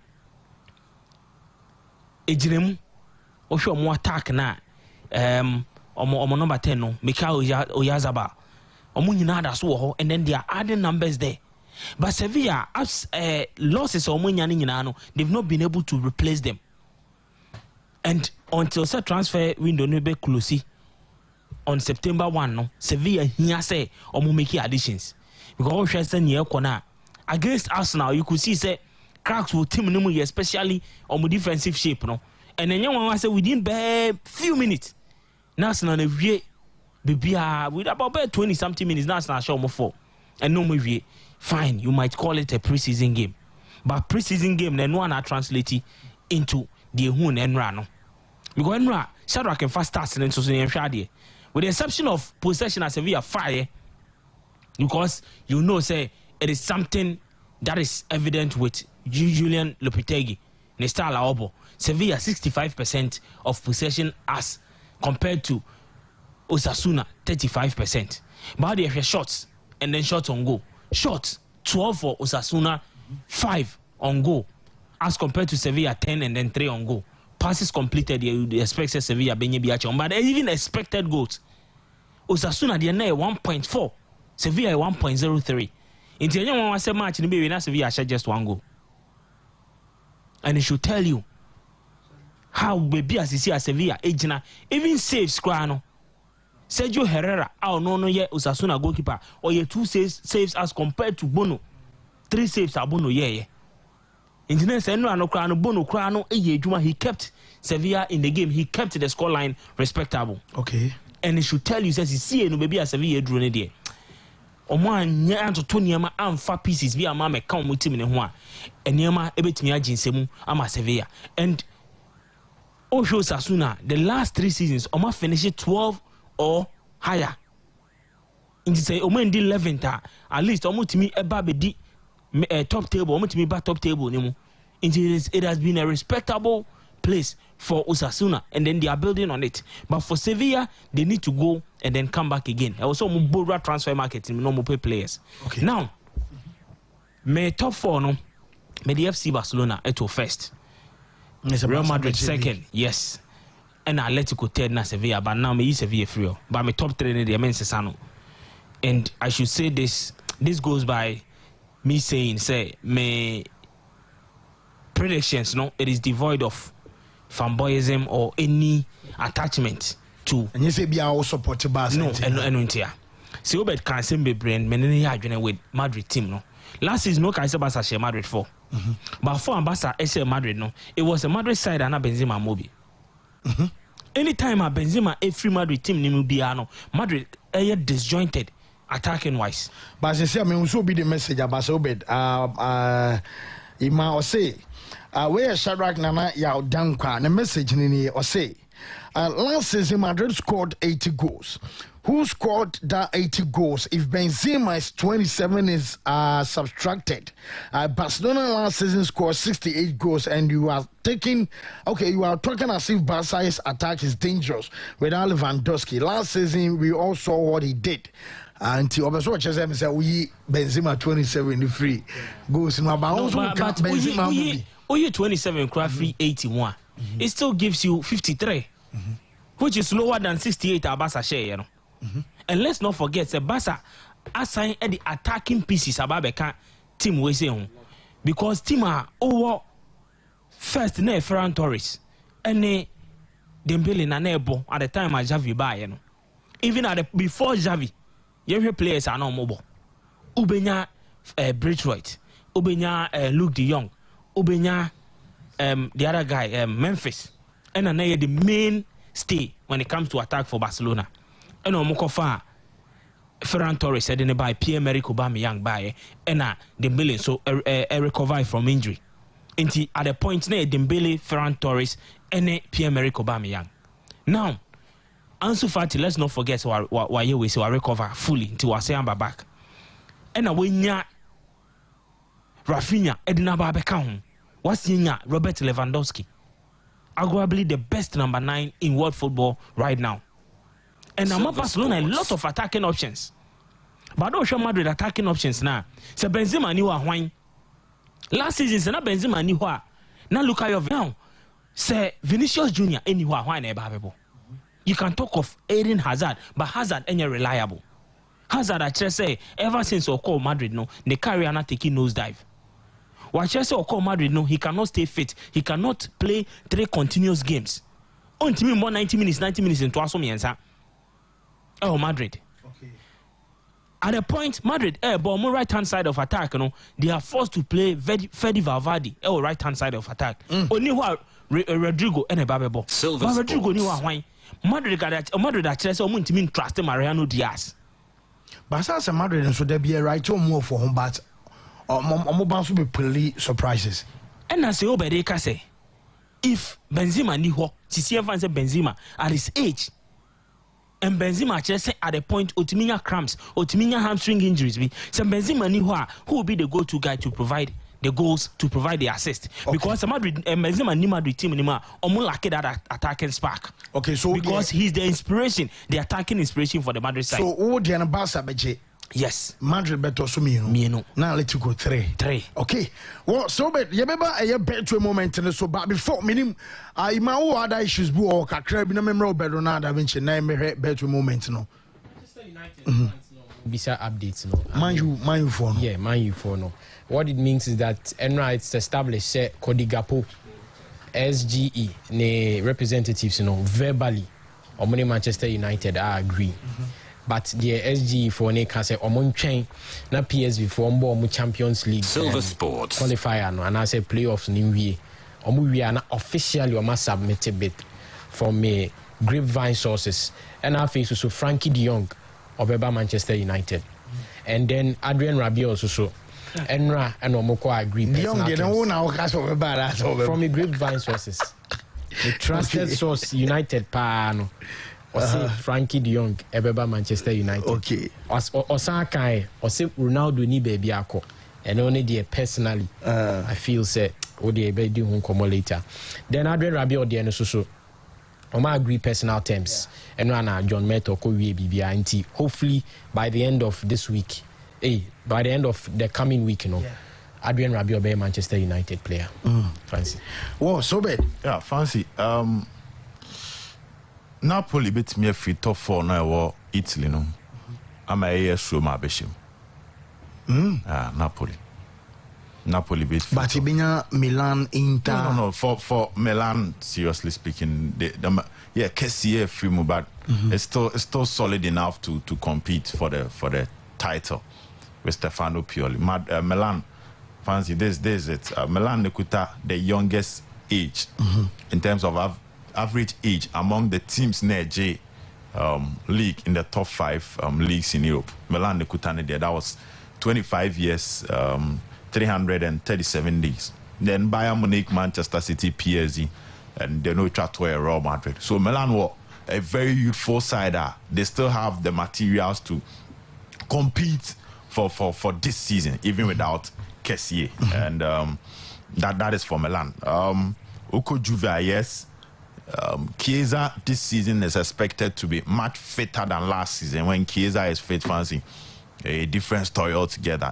And they are forming a newly midfield where Pogba, but Parade is also in the pipeline. Don't forget Di Maria Swaba. So when you have Vlahovic, Di Maria Mona, even if Depay they also go through, that can be a new front three. Don't forget Chiesa is also available. Even before Depay, there's Chiesa, Vlahovic, Di Maria partnership as a front three. When Mohamed Juventus, yes, Omelusu Delete, Omelusu Chiellini. These are players are fancy. A bit me team friend Juventus kakra, but to take them out of the top 4, I doubt. Inter, yes, fans will say Inter, Lukaku are back, and Inter big name Inter bit me aka Omelusu.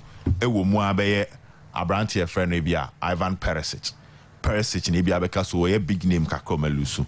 But because Jose was expecting Dybala, with me my Abranti friend Mkhitaryan, it's me koi and Mkhitaryan akwa Inter team no. So there's Çalhanoğlu, there's Mkhitaryan, there's Zeku still. Zeku say United for per strikers he say Zeku be see Makofa. Zeku crowd or one striker from Man City called Roman me why because they are him ho Zeku be their chance. And Zeku will play for the team. Okay. Zeku is a team player. John Onfa also be 5 goals. No aboa ama other players enya be 10. And other players enya be 15. He will sacrifice for them. But Zeku is there, Lukaku is there, Lautaro is there, Çalhanoğlu is there na we so asako kano Henry Mkhitaryan asako kano. And fancy the strength of Inter is their back three. Okay. Bastoni, De Vrij, and Skriniar. And up to date will be Ankoy. So Inter also have what it takes to still be inside the top 4. Then Napoli out, Koulibaly's absence, Fansubehel, Lorenzo Insigne, and Dries Mertens Munir Ekono. These are 3 guys are fans no more Napoli pa. So Napoli, yes, they are building, they still have their midfield intact. because mo say Ndombele Koho, which will help Bakayoko or Dada. So yes, they have that midfield, but if there's a team, I think say Omelusu form kakra. Munu say Napoli and Roma so dear no. Makan some on numerous occasions. The second season of Jose, and fancy squad now Jose building on. It has what it takes to penetrate and get access to the top four. So that is Italy. But Chelsea for fancy, I'll not even look at their match. Make sure I see. Chelsea needs signings, how? Signings, He's a manager and so open me and some penalty. We here be fancy. That's the time I can't say. Chelsea share Everton, no doubt about that. But Thiago Silva is 37. Mesan can be. Cesar Spilicueta can who back trainer is 32. And Koulibaly is 31. Okay. Fortunately or unfortunately, some players mean say we need a best World Cup.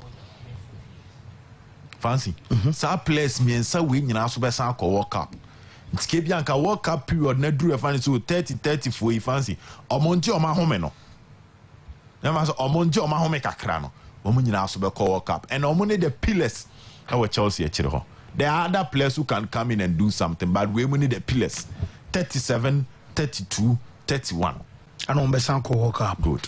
Oben Finwa. Jorginho is 30. Kante is 31. Not fancy. And then me Kante who do Makakrebi. And I don't want to put fear on Chelsea fans, no. But compare Kante in 2020, 2021. Now compare Kante in 2021, 2022. Shadrack can pick my laptop. Chelsea for now her statistics no. Massive. Shadrack for obed laptop on any hand. The statistics of Kante. Fancy in the desk screen so no. Check Kante in 2020, 2021. That was a season of Champions League. No? Good. And last season, I'm a red wompa. Maybe improvement by goals and assist. But the rest Kante the echo form. This is Kante. Some players in Numwe and at Chelsea on 3-2 back system no. On the Chelsea system no defensively 3-2.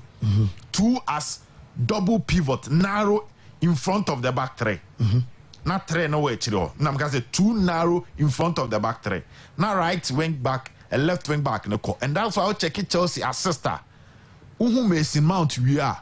The next player be who Reece James. Our man I assist. Mount Martin. No be who Alonso mo. Because based on Tuchel's system, we call him. And Chelsea's right wing back and left wing back are part of Chelsea's attacking build-up. But Chelsea's defensive solidity, in as much as I'm for because Chelsea bought 5 back now, based on the narrow 2 midfielders, that's Jorginho and N'Golo Kante, and the back 3. Some Kofu we 30 years and above. We more can 30 years and above. And this is going to be a long season because World Cup shim. Season we a long season because World Cup shim. So the average player can play almost 40 matches. So Chelsea get to the final of major competition. Almost games are expected to play 62 games. Last season, Liverpool bought 62 games because I'm called cup final I'm about Premier League to the last day and I'm about Champions League to the last day. Make can local cup final, no? FA Cup, UEFA Cup. I'm called to the final. Premier League 38. Now the Champions League become. Liverpool bought 62 games. So in a season, a World Cup I become 3 matches that are at the World Cup, and don't forget trial matches before the World Cup. So should your national team advance and go further, now so you can be looking at 5 matches, and there will be less break. When time break you papa be and shed any ho. Okay. Into what Thiago Silva Brazil fancy in Egypt say Brazil World Cup bet me about 5 matches. Koulibaly and him so bet me about 4 matches. Spain Cesar play about 4 or 5 matches. No anya France N'Golo Kante I him so bet me about 5-4 matches. So they say omuhia signings. And them say no manager no koka say World Cup November December 7 yansan be any good onim die ntia. Now ma menchira die we.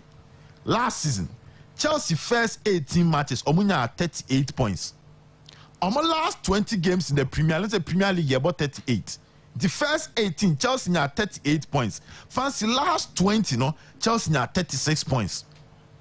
So Chelsea form net DP after 18 matches. crack started by Chelsea setup no. And to who said Chelsea now 74 points. But most of the points now Chelsea now is 74 no. Almost built more than a half in the first 18 matches as compared to the last 20 games at Chelsea boy. So Chelsea they pay. And now Lukaku is out. Silver Sports. Timo Werner is out. Raheem Sterling Abishim, granted. But the bottom line is Lukaku is out, Timo Werner is out. Until age issues and the cracks will start coming as matches no not now, but matches no cracks in the beba. So that is why I'm saying say a team like Chelsea, they need signings.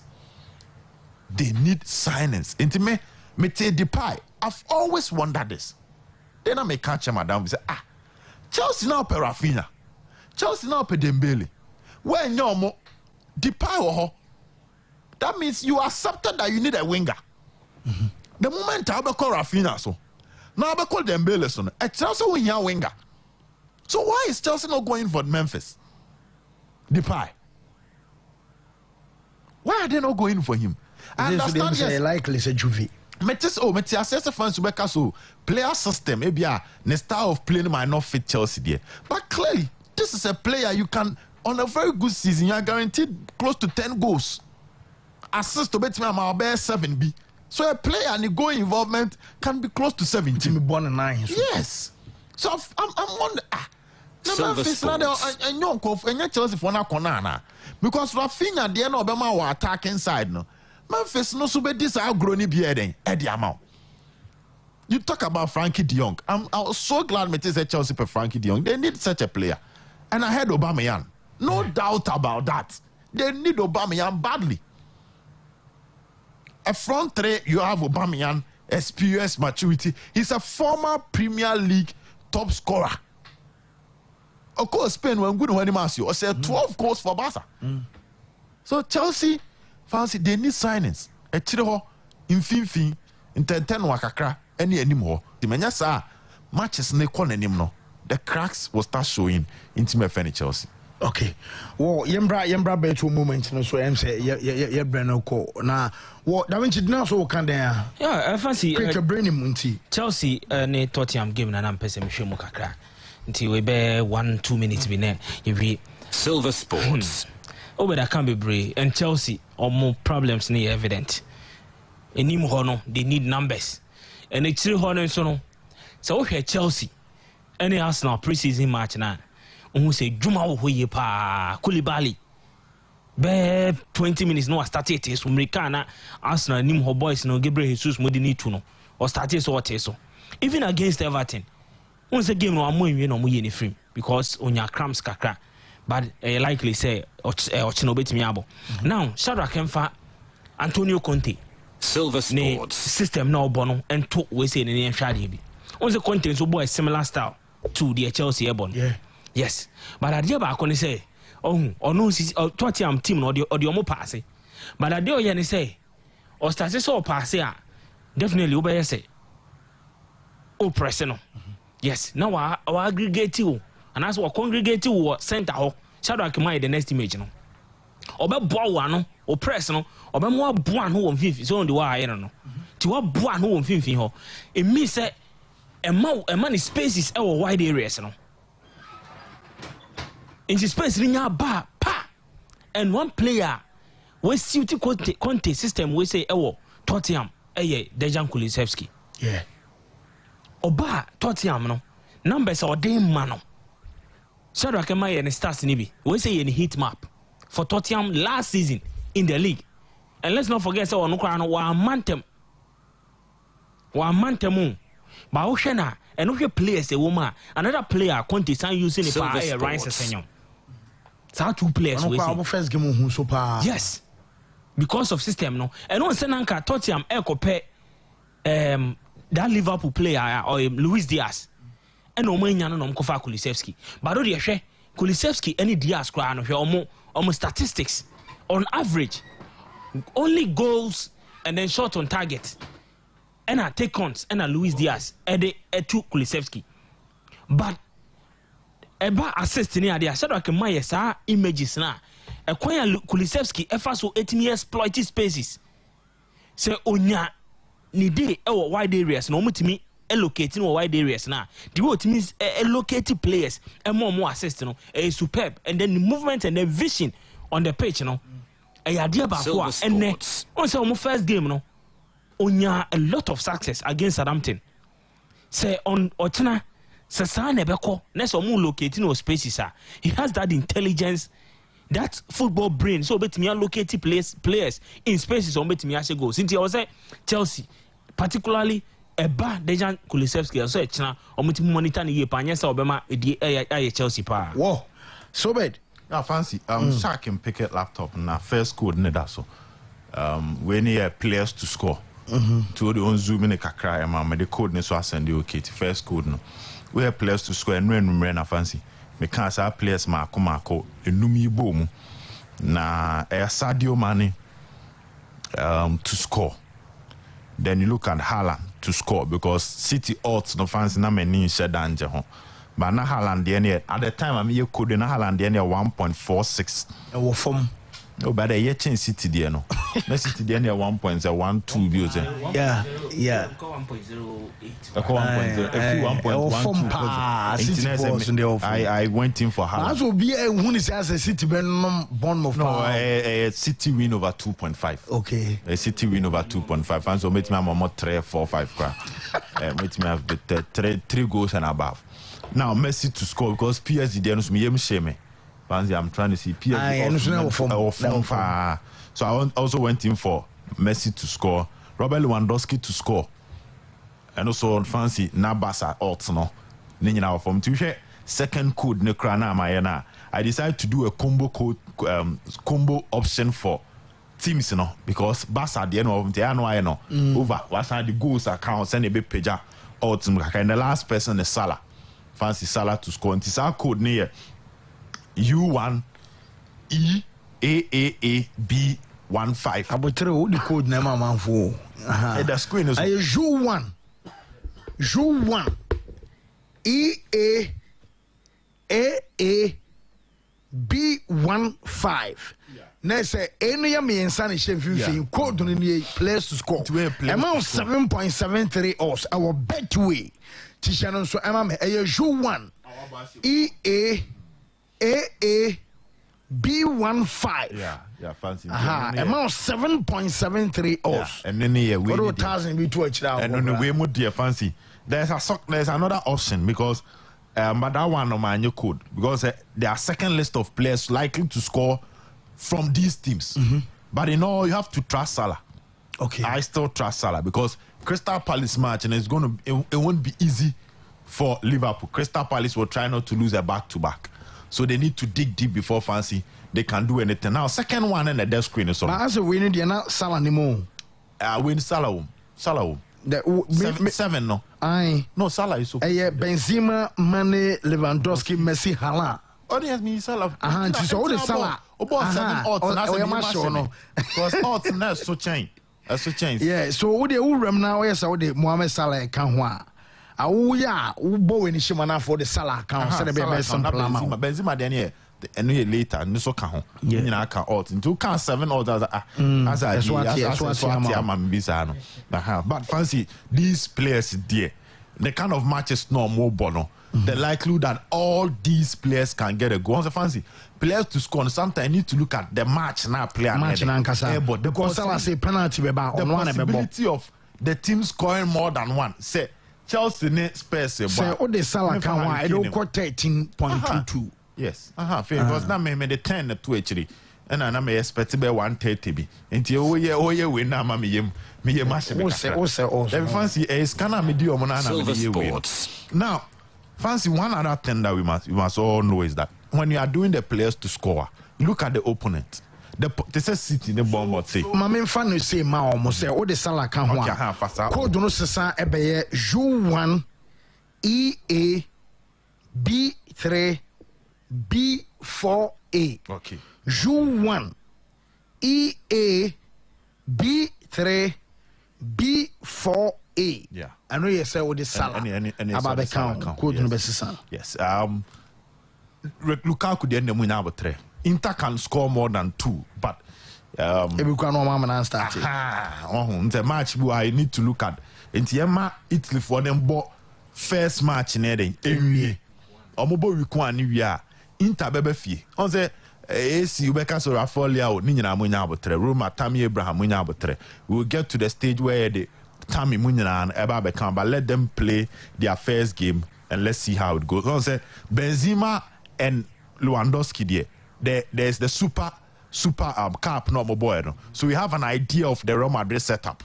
And Barca matches normal bonus. We have an idea of how Robert Lewandowski will play. And Lewandowski at Bayern is a player you can even trust to score. So coming to Barcelona, there's that confidence. No, and first game in front of the home fans. No, so there he will definitely try and prove a point to them. And until I'm the Benzema and Robert Lewandowski no ebe count yama Italy for ne mbokakra. Now fancy second one no okay team fan count. Fancy Bobo code ni bim. I think say me dey na okay Salah counts is. Okay, well also the most Salah count dey say obe Dubai ne ho a U1 EA B3 B4A. Okay. And I'm in sense to be U1 EA B3 B4A. Yeah, okay. One. Okay. Now okay team project the other one. Fancy we no commercial break number banner code ne wo at that screen so. Okay. There's a reason. Commercial break na bano na code down TSL. We no way I think say 11 matches. We no so. Also we are looking at odds in Peja kakra. We are looking at odds in Peja. So Man City over 2.5. Liverpool win under 2.5. Because I'm looking at a 2-0 win before Liverpool. Good. Now Arsenal win or draw under 2.5. Because maybe possible scoreline for Arsenal versus Leicester no either a 1-0 or a 1-1. Okay. These are the options. Maybe Arsenal and BM Ukraine maybe only 2-0. So still it will come under 2.5. Chelsea Spurs under 2.5. I don't go Minko win. Yes, under 2.5. Chelsea Spurs under 2.5. You 3 goals. Fancy a heading. Okay. A heading. How Conte took how they will operate. Second match of the season. IS 6-pointer. Both coaches will be cautious.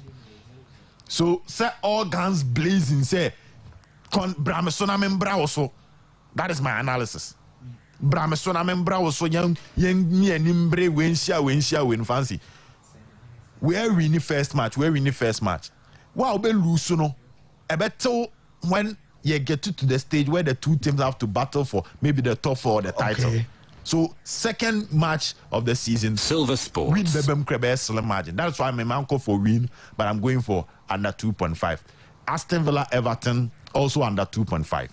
Now PSG straight win over 2.5. Yes, straight win over 2.5. AC Milan win against Udinese. Fancy you are, even if you are bold, you can make it a 2-0 win or AC Milan to win 2-0. But AC Milan, after winning the league, or go home, they will try as much as possible to start on a good note. And fans will carry time and no more pre-season. Their supporters near hit to be on the sure moneno. A bad didn't say AC Milan. Ebe win it, ebe lose this match. Now Inter will win. Inter quite away, but I see Inter winning this match. Barca at the end of the Barca win over 2.5. Madrid and so Madrid is not here. Madrid in one for Madrid. Okay. Leipzig win only Cologne. We know over 1.5. No, last week. I'm about draw, but fancy. Coming playing home, I see them winning over 1.5. Now Monaco win over 1.5, and yes, and Bayer Leverkusen will also win over 1.5. Fancy. You could break now by banning the code no. And they are to so www.betway.com.gh. United more of over 1.5. Yes. And yet United win by the entire game. I'm going to Brentford over 1.5. United win the ending. But what did you park a straight win for Brentford? Wow, when you Skebina Brentford straight win. more straight win options be na ya na risk and me kwa na betwa kwa me dia no wait Silver it's not in here. Okay. And look clean for them. Look clean for them. Mate, na happy birthday kwadiama abena jewa ajeman. Aka Mame Mansa ene wawoda abena ajewa ajeman. Okay, till one can say ya me sure wawoda pa na emfa serie bebre ene nyoma hodu pi na jewa ajeman. Aka Mame Mansa ene wawoda. Okay. I know okay to rank radio onim no way. Okay, enti okay to the bad. Oh, okay. Silver Sports. But say dey. Baby girl, the jana what day. You might want to make him. Now more ko fi etwa wo no ma sa wo ka bi. More ku na sene dey ma say you kwa want me ni akire o. Bet the responsible way. No under 18. Betway. Bet your way. Sweetheart, give me proper breakfast. Later, give me lunch. And for dinner, make it a buffet. My one and only. You know what? Just let me receive the alert. And I will sort you out. Sharp. You just add the charges, Keke. For here, never pay for transfer charges. Vodafone Cash still has no transfer charges from Vodafone Cash to all networks. You don't have Vodafone Cash?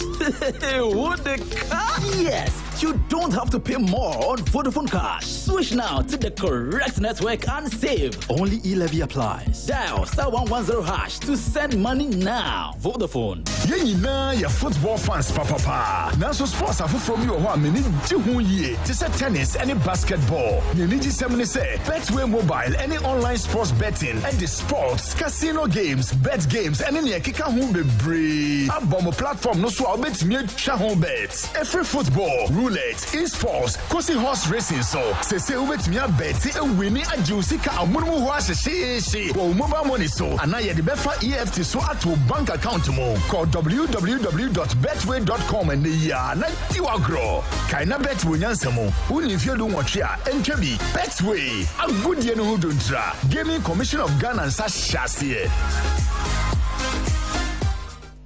No transfer charges to all networks on Vodafone Cash. Switch today. Only e-levy applies. Vodafone. What do you know about the beautiful game set?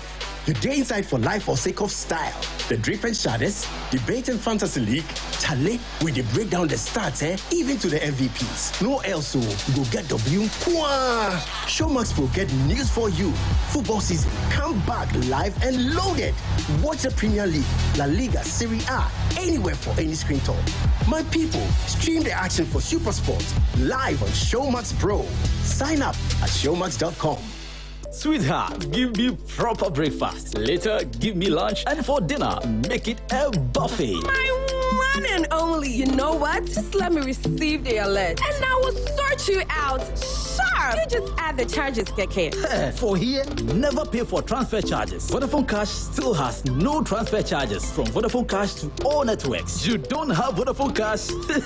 What the cash? Yes, you don't have to pay more on Vodafone Cash. Switch now to the correct network and save. Only e-levy applies. Dial *110# to send money now. Vodafone. Bet the responsible way. No under 18. Betway. Bet your way.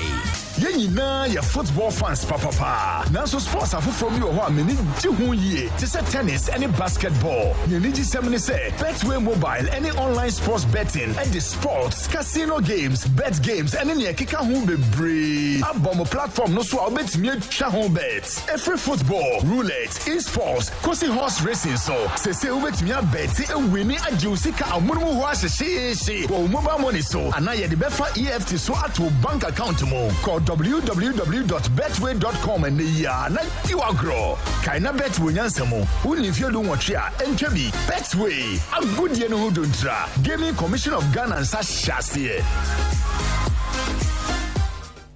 No transfer charges to all networks on Vodafone Cash. Switch today. Only e-levy applies. Vodafone. Bet the responsible way. No under 18. Betway. Bet your way.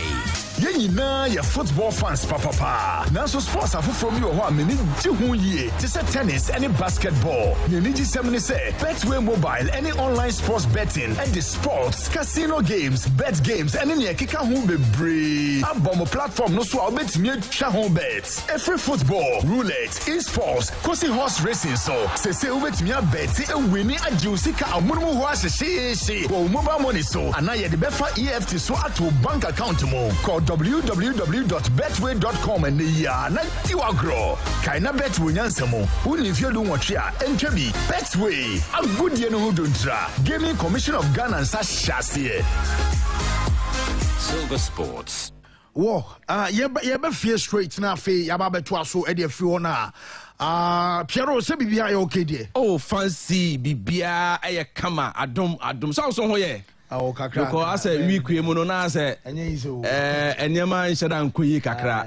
But nyame wo ho nyame ti ase I for God and country. Me amitimu say anopa wo start na say me say fancy ampa da be bet nyame ti ase bedu next week there. Oh yeah, na adom na ya adom ma bibia yes. Oh yes.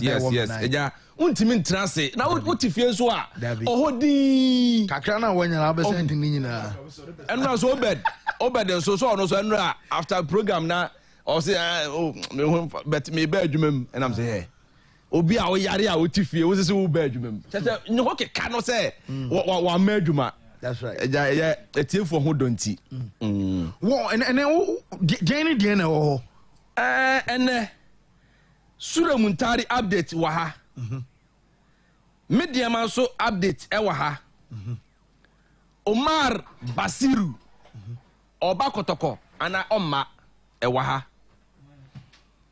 Tibiko player status committee. Okay. Yes. Player kesiye bi show interest so obebo ama Kotoko next season. Yede eno eba inti we ne de ekeka ho. Okay. Yes. Yenti we. Aye. Na Francis me so before say me start no. On say wow team House of Folk.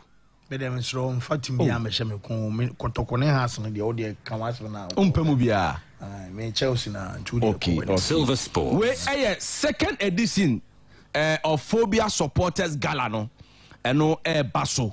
Eda kusiada. Say we no house. We I use some seven so some Kotoko ntimi wo de. Sani mi enu nyina. Minister Frank bibia we Phobia Supporters Gala no second edition no baso on the 21st of August. Ewo Bantama AstroTurf no so kokase pitch no so and a game no baso shall say 8 a.m.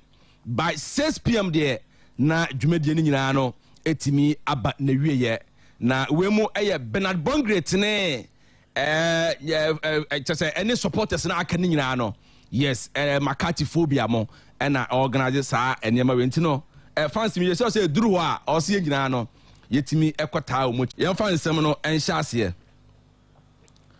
say enra na ebeto dwa say Richmond Lamptey cast for the stay of execution e dey ato tabo na F4 e dey to no so no. Okay, so meaning so you available. Oh, you available. Kopim say be di case na wie de obe etime esiakan e dey ama club ya Asante Kotoko e wo Champions League nim e na afa league nim enyina na nyina ye lawyers a club ya Asante Kotoko e dey ekodan wo mo ekua pokua sa ma me no seriously onim case di papa. Okay. Ekua pokua on Brazilian Nilo Ifori and ekeka nyama ne boma ene cast eyi tabo no e dey free abranche ne so. Yes, you left it cry. You left it. That's right. You left it. Na eno ena player kesie bi pa player kesie bi fancy minyanka me boni di bet mbesa me de tekakra why they obe se fa to so na your story do obe so e o say ade Kotoko management ayɛ no nesia oba be sia kan free dem akotoko. Wow. Yes. So much me nenum atoso dem akotoko. Oma fight yama boy no. Very good. Say omanya bo na jejam. Yeah. Club bi an confuse. No ma so boy na sene. Ama yetime yi a left band because me kai say lamte mama ne papa on as a platform so. Yes. And ebi na the last na obi ne ka say obi fresh say fine ye share ebi as good as an ebi institution and as ebi to say company na di bone na ye pamo and as ye punish company na ebi workers within companies ni kwan so mo ya affected. Ebi na man for the place involved say utwa bet ne dia ba say bi obi say mete mana say mete so mo kan ba ma me kan de untimi ngina no so nkwan fa ma metwe na so ba mfu say one dey good course kotoko. Yes. To was say adia management na ye no nenuma toso e dia makro bi asante kotoko jana na memo ana imamemo but play any dia na usrana e on try the band so ona your skeleton ana your stories fancy una ye Silver Sports uti adwam your stories ni enko yenim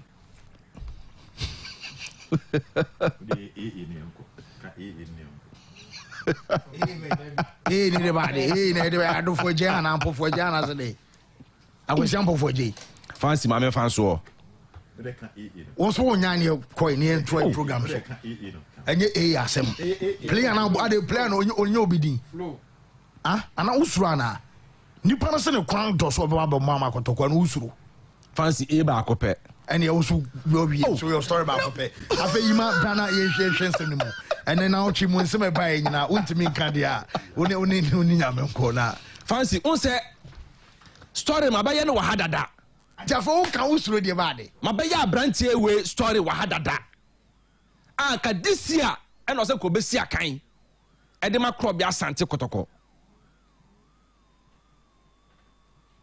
fancy e free akwa na fe wo kan usuro ye e free akwa Silver Sports wo ye ne den on sesa no tinu ano no na fancy mama for update on Ash Gold. You see Ash Gold a club no araho semu fancy so the what na boase da on say boase iska for ho pa yeah na mpe for your madwen say omo koye yara e di akokas omo ko obi aho a obi ase onye ready enso omo obi pa omo ko obi aho a obi ase onye ready am say me omo minika pre so link be da okwa ana ebebo division 2 fancy ara wosem me boase boy ho ne yetete me ara wosem yem fa no nto fancy Sura Muntari update Silver Sports on say week we man and Becca the reason why house no also omobi ma togwe empenani mahwe oh yes Sula ni nim so by stand no togwe empenani ahwe bako house Sule yes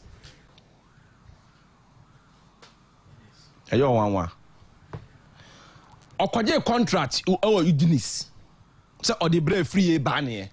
Oh, okay. Yes. And I also say house ne Cincinnati ne TG Ofiam. Some more first refuser. Very good. Inti okwaje ye no. And a house say there be o ma free ban ye enko. To be kaya last week and a Mbella eko Udinis 1.5 ayosule and a de buy. Yes. Odi video ede ekoma Udinis no technical team no ehwe saa Mbella no say no still ban here so the pussy ya na mfa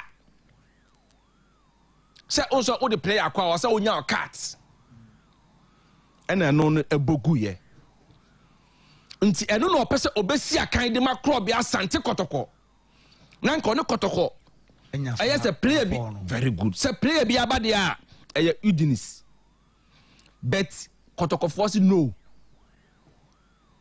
kotoko si no omo mpe sure okay ohun ni be bia so obi ka se sure ba kotoko a ye gyina ha atwam te omo bo kotoko ne emmo ne kyena we ni sure update a efiri na so ye ho edeba okay yes ntino se bia Olympics bi no kwa akoba se agima bedu ko Olympics aha ha se off kotoko ye off nti ehfa na wado kaka befa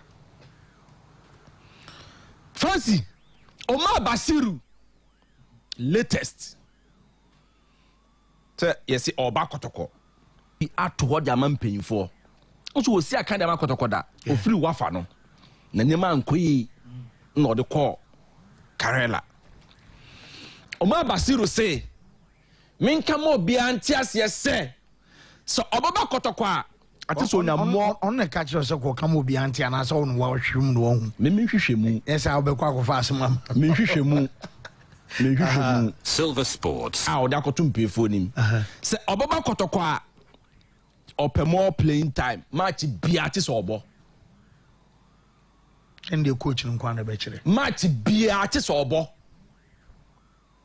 ti fancy we coach a Omar Basiru obegina mana bobo de bia na se obemanako ansen de coach na betimi a kire o so modern ball training na kire se bia coach na betimi a select one on select onye se bia obe sign say match bia be ball na wo form kofuma na e do ginam da bi because coach no so no na juma no dependent on results obenya na Basiru quality no hu ni say nya quality say Messi o drop last season Messi modern ball last season ankoyi Basiru form no de temo local blaster na pressure no so wo demands na one o say your club bia na say o ba pressure e bia supporters the man you say supporters the man see su conso bat how big a team ni yes. About with pressure any akoma obenya bona obo Everton different from say bia obo Man United yeah but what about Kotoko oh yes enti onim Kotoko no Silver Sports Basiru betimi abo nti eno so ho eno ensema efiri eho ede ba o open more playing time untimi akọ Fancy me jefia ha say aka cho say House of Folk enter let Bian come Great Olympics for Razak Kasim. Okay. Yes. Amon tro let Bia officially and come Great Olympics for Razak Kasim. Osa Branten no akani 2 months. Na on a Great Olympics contract no abewie ye. Na no na House of Folk etete omotete dia tente sa contract ne be so. No ma fa na say wam.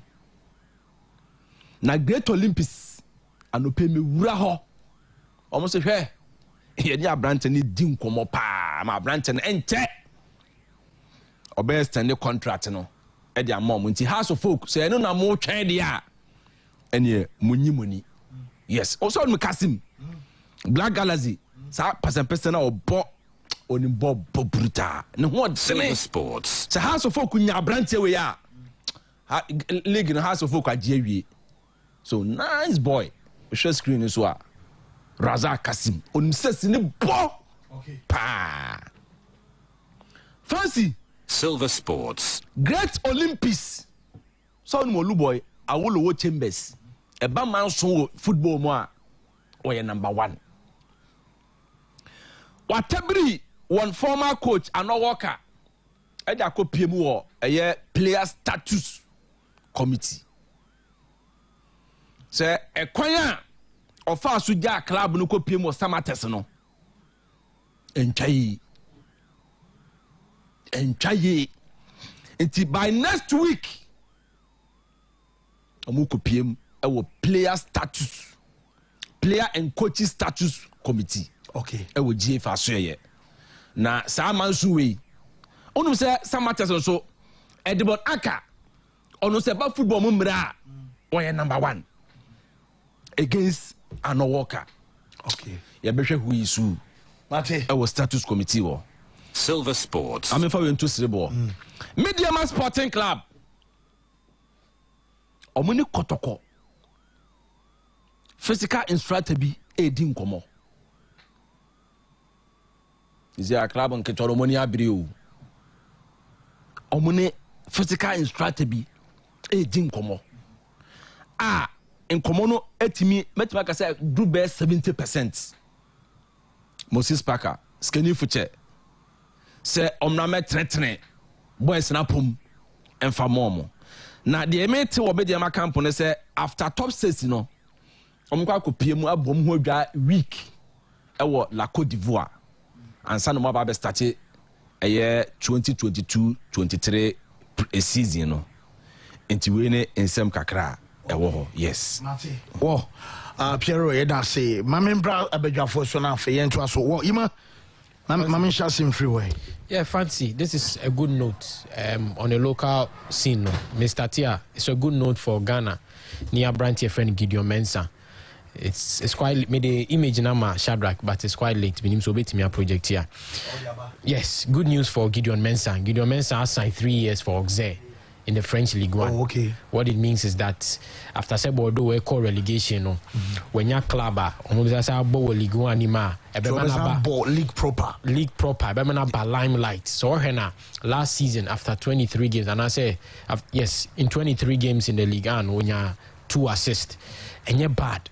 I mean, cause Ohena Quento now or a journeyman from Salzburg. No on the nam Grus Watem on the nam teams anymore ko Portugal kakra and will be PM of France. But Timenya consistently I make it 23 appearances. I 2 assists and they also Remo Auxerre a traditional club of France. Newman I say in Tia. The last time I know more league anymore 10 years ago. But then as a newly promoted club no almost sign and as almost table a toast to say become team no it means you are assured of quality playing time.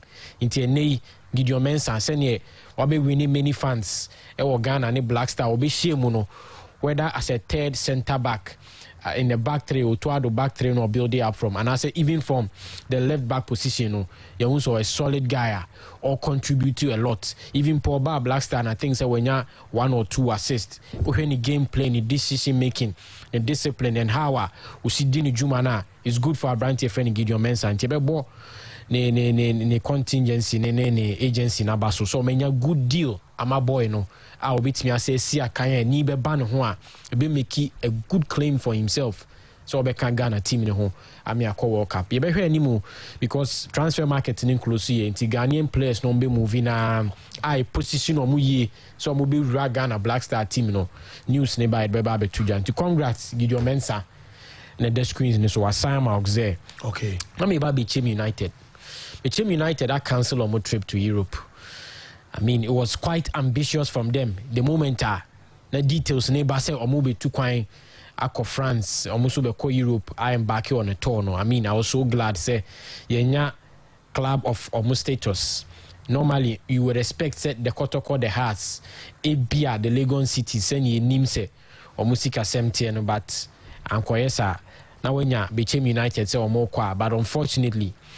Almost spokesperson Kasano say there are some things beyond omo control omo team currently omo Accra omo be deep 4 weeks no more prepare for the Ghana Premier League, you know. So I'm quite disappointed say Ntimia materialize because this is the time we need to pitch our clubs at the top level. Also who see clubs air rise omo ye bibia echere. And to buttress my point, last season they had a very good season. Omunya very good season. Omuko PMO FA Cup final. In Pro League in the Credu maybe people were had some belief say Kotoko and hold you omo fort wella or meet me akoswa na Omabeji League, but eventually and no Fofi and to Atawa Honum again. Omasa hold you on to Francis Chene. The only break it down. Some of the details is that ni fans said the agency ni manager ni per 3 years, but now has to 4%. Almost signed 5 years because of sending almost 1-2 season. Now come increasing the value no matter. But it looks like say the agency almost per 3 years. They believe they can still get a good deal for the boy outside. Until and materializes. So they still have hold of a brand here. Your friend Chene. Until also be Jinem Finfi Amatima. Your friend Bechem United.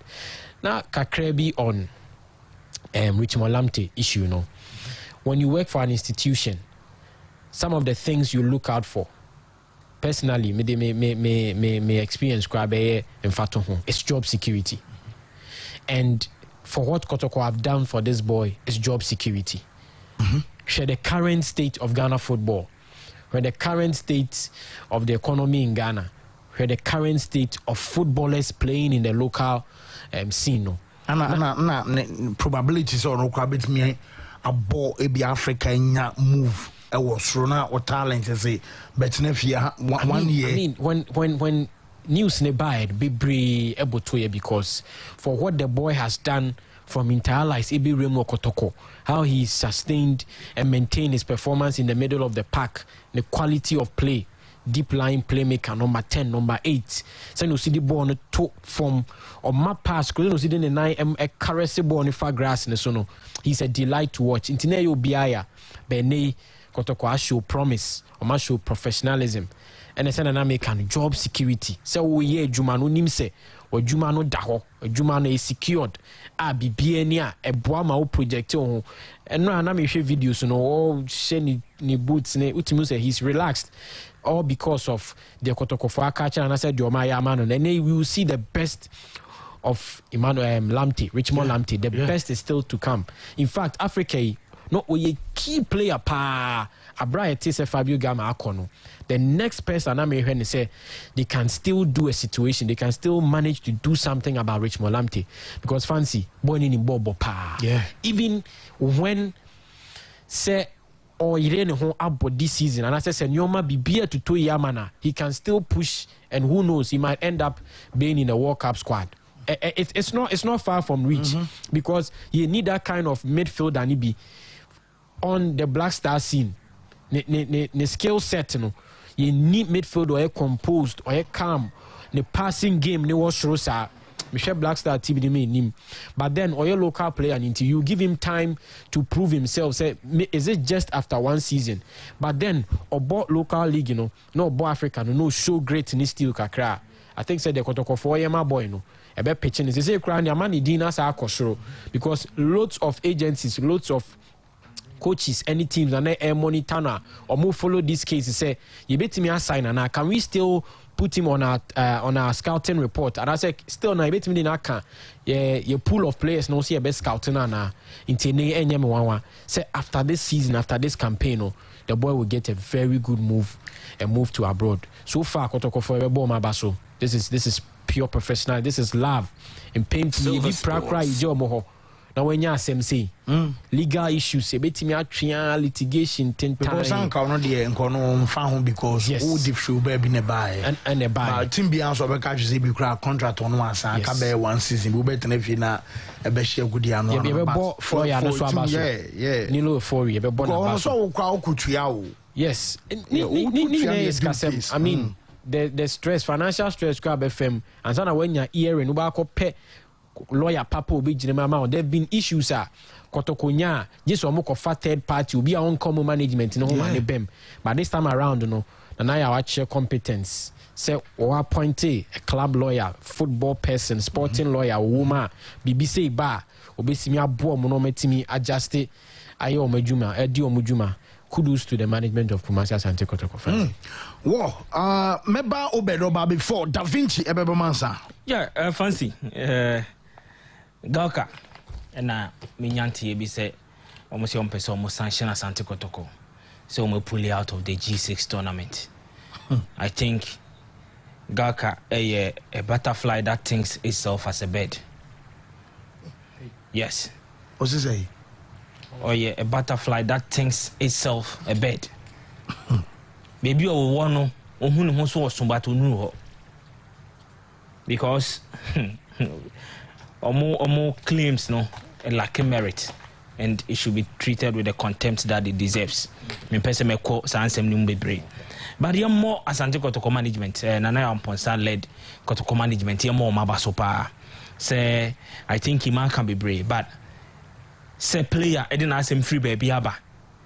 Na omotimi ejine mo player no edi player nechi and they are willing say through thick and thin omo betimi agina player nechi abonechi edom kopim say whatever verdict ebeba na beba no I think say a show and omo twa se bi ma team no already the way omo branded team no ma team na ya akono no esian ya akono more ama a lot of players won chain crano at least obo team now who say because there've been instances players pra na team ne jom omo fi omo kra. And not just even instances, even with this Kotoko team no crano some time ago after say accident ni see no say obed ebe we say there are people are still no was some grievances say team no neglect omo. But for them to come in and an issue of this magnitude, and yes, see, Brana play and Boma Kotoko, play and the free baby nearby, but for them to stand with the player, no more than all the way to cast. Because on say PFAG for the Omuwe nearby, no, the said player no nimbi. But for Kotoko say, ya kasa player no ebomaye, until you who play an as ye this year. Name for player no. I think say if you represent an entity like this, one kasano eyo and a basana who say team bisano or welfare ehiom. In the Obama ukun huna diabo. Silver Sports. And sending na Americano, it is a step in the right direction. And Kotoko will need every arsenal available for Africa competition and as a campaign. No, and no one can about Sikasemni ade and. After certain consultation I'm here no and run a junior humachino, I've come to realize say even with in some CC you know with a Sikasem $3 million our team need raising no so overkai board no mandate of him so the more it was for Kotoko to be a self-sufficient and I say a self-reliant entity. Now was Kotoko a viable economic entity. I also man on me about team in Hobra. Yeah. Yes. And then I ban Yamon Abaso. Because we're making sure say now Kotoko ankasa to me financing on Abra on Konkoje and moi every baby outside source. Because period when so say even after COVID 2019 COVID don't say be Remo 2020 21 and I'm fancy a Rem maybe a halfway 22. Still clubs no be bread on bass yes sa obo be activate first level second third fourth person activity fifth kwa hwe be am wo na hwe se be bass level so the buy dey mu a oh yes why are there I was see a bon abaso because Liga is devoid of sponsorship because on board yes so wo hwe niam a odi atoto akwan mu a and on per se DSC be the last time I got to call Africa. Now the point in time omuko setif go na was omuko patch once and omunyeska e de etu kwan no on pese sa besinti e no no ankasa age ato ne ho so pese o register $3 million. And I think a laudable idea see a bon abaso because edumaso e no ye de ama Asante Kotoko e na enen so we say so aba be piem. I think one ma Asante Kotoko ko na yakono hwe ba sponsorship or the buy to see players need to kwan they would feel comfortable so mo be to kwan.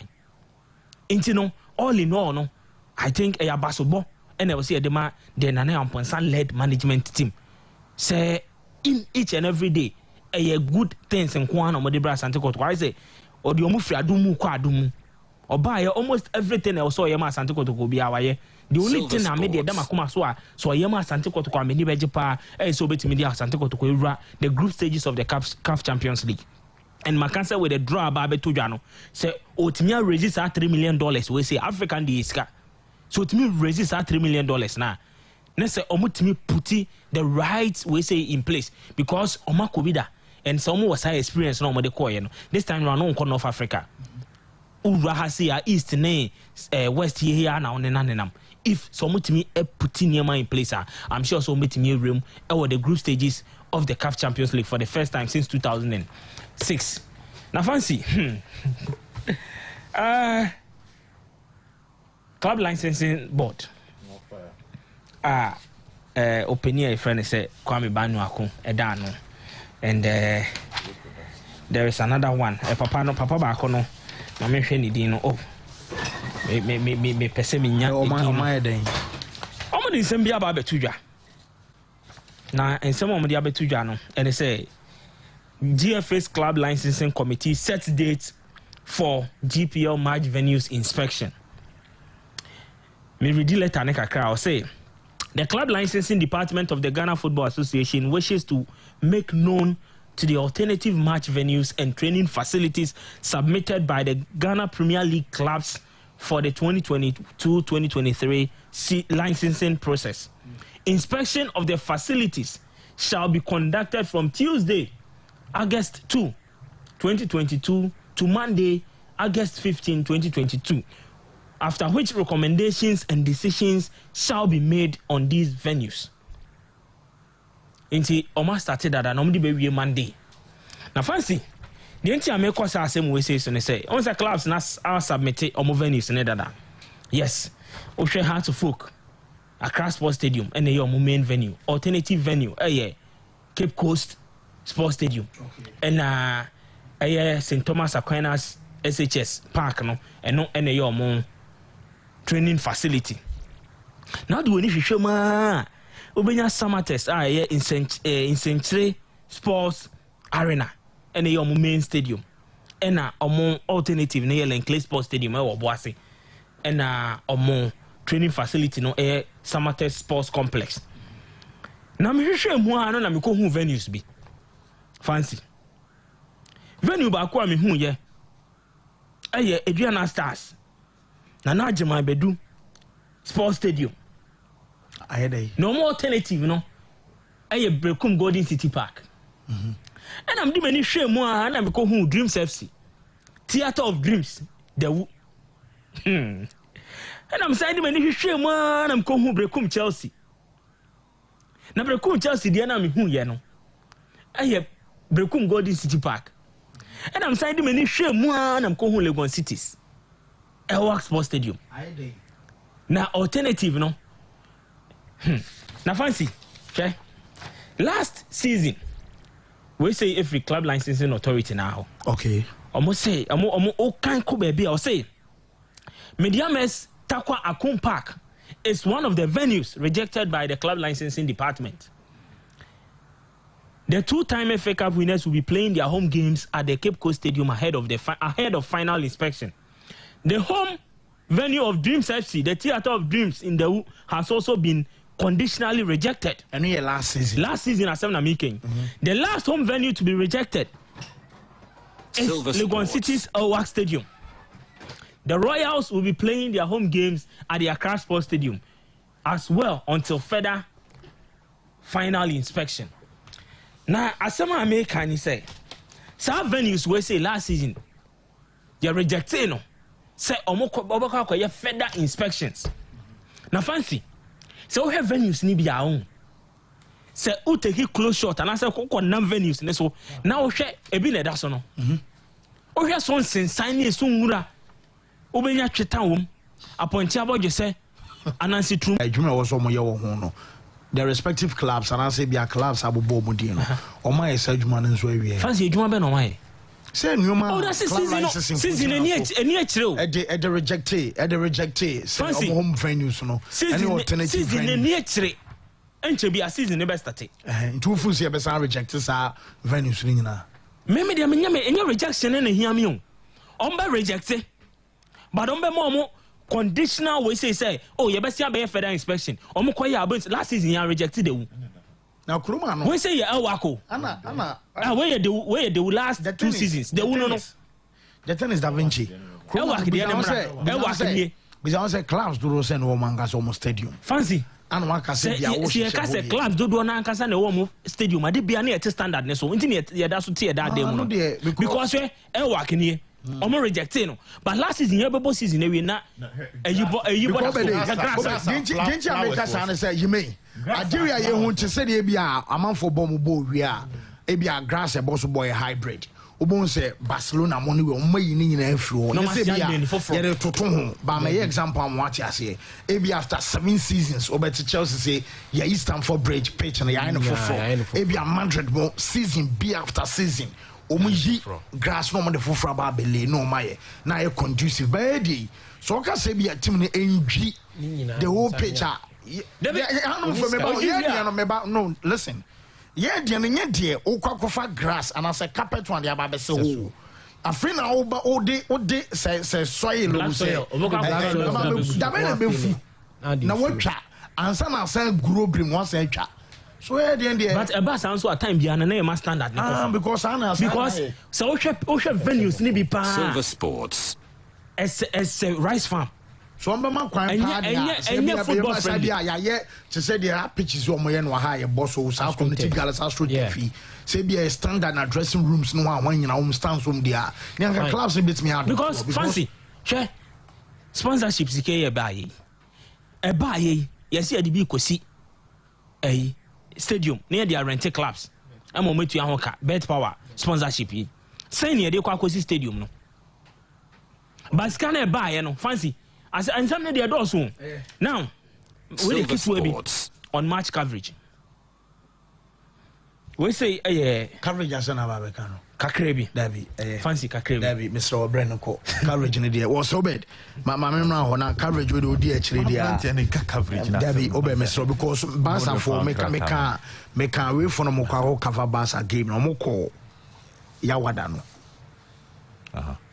Set up bibi omo ye ne ya wada na adwene en ran nyina na omo ye set up tin ne say nye try to asem na da Vinci kana asem na da Vinci kana o manen kana o ne ho coverage Silver Sports ye cap pitch no in relation to the standard ya wade Thursday anajo ana van nyina akwadru obianko fancy the same obianka say your my standard fancy obianka European standard ultimate standard no but document we see. Is a DBM. Tanzania. What the actually here? I had day. Azam TV signed a sponsorship deal and you know that's no. $97 million. What the Tanzania League now was rich ODA. Azam TV na local we see. I make sure say Tanzania League no more was so accident Minister Jumana. Fancy Defense Minister Tanzania League no. Tanzania League accident course. Tanzania player ben makwa kwesa na Bagana League. Accident course. Ba mumu de no mo sign ko. Accident na Tanzania League course. Ma memra so na brand ko. Fancy. Yen kan no crane champion for. Your standard we be Silver Sports. Ba standard we yintimi ntintum. Pitch ne standard na fi yempe kotwe pitch bia okrum ha yen kan kire mpanifo no kotwe last nyamenum nyina na ye ka se enye Venus ni bi na enye Venus ni nyina na wo se start time no ye pese ka ho asem no ye pese ka si so dua no fancy grass and then even inhuri na na ze nhura no insensan so yamba bo ho wa Obedu ni minchon. Ya wade bi afanti betimi do on a single game to say be a mutwa match of Baba Accra Sports Stadium a bi a wo hwe uguso a wo hwe game timi se be bu on ma e be na pitch na green o ma da angle na say be a different shot so no mo say the same game na wo hwe no so difference na dey bad dey pese kan ye say abrofo no park yintimi dey anya no na make na am say wonya ntem ma say game na here to say we are here ye say the that's here obo so memo e be a different ya about 23 minutes a different camera be pick another shot no na baby I green fancy Golden City Park ni Golden City Park so me kwa me ka say BBC kra there baby ni na grass nto mo nye de almost spray so you grass ye spray yes spray ni green so there are a lot of things from betimi I fe e woni so empo how quality a pitch na ye ndu sa level no dia for broadcasting reasons me feel say ma can several say ali spray so na nye green big man ye didn't na was defend here. Wow, no, last season. There be a fear best. No, this is no, we Silver Sports. Obani Subanya, Osmekana, and it's a club licensing committee. That be fancy. Obanu Subanya was the last 2 weeks mechanic this week and Yamakamanotu. There be Aqualana and modern ball form woman, modern ball form. What can the last time I tell when I saw Tiamu Yoma when you break? League then starting as ye count catch start time. Yeah, come park no ye beba start time for you. If you for na park ni dia. You are near back coverage for no so. Ye catch from say fee no. Ye mpe we yo wa ya we team wa kame. And a park no so yellow debi. Fancy yen. She park she Facebook ni TV ne so. Park so white. Ewura pa nti ewura na so white wo parka yesi embo so ball we e be na place na mubu e be na place na mubu e be na obo ball na aye fe na aye akono ama amanfo ahwe enti afa no mo call round no wo mo njai say o mo call mo pictures no mo twitwa hotels no mpanifo na club license no bo he mo start na hotel we no mo njai se park ne ba na enya dia ye sa hotel pictures ne o mo call venue bia na o mo gi o me ya screenshot ni nyina aguo ya screenshot ni nyina aguo sa o mo call round no mo gi o me ne ye nipawo once me call wa amaji mani kakra me call takwa amaji mani na mo call na dwumadie na akọ en anya ne ye na akwaji wani dia ya screenshot wato enye personal life enye license na nka mo nko sama boy kamo besin nko doma kamo besin nko tamale aha ana you make I say ko dry season mu fancy sansen some ne enjoy kan yes them now wanna see to achieve something it comes easier. Silver Sports. My former boss me na call say so ko won so obi grass ay greener bisane no water bill ebo and umbetimi na ye no fancy it's a basic elements of the game oh yes mo to players ay gitum sika okroma hoden enti agitum what the make na say but park na mo boss bo a player ni pra obebo ho ka kese ne de fancy so wantimi anya na etimi sego na mfuturu age camera dum afa e de that screen so say mfuturu age park no so afa na mani age what was when you age this side now but say grass na brown aha and I brown and I don't mfuturu o say grass na she na brown na ato anwea no and am tira so bobo a Premier League debi enye manage standard ne saa ye ntimi manage ne saa ye manage ne saa enye yie eye nkoye nim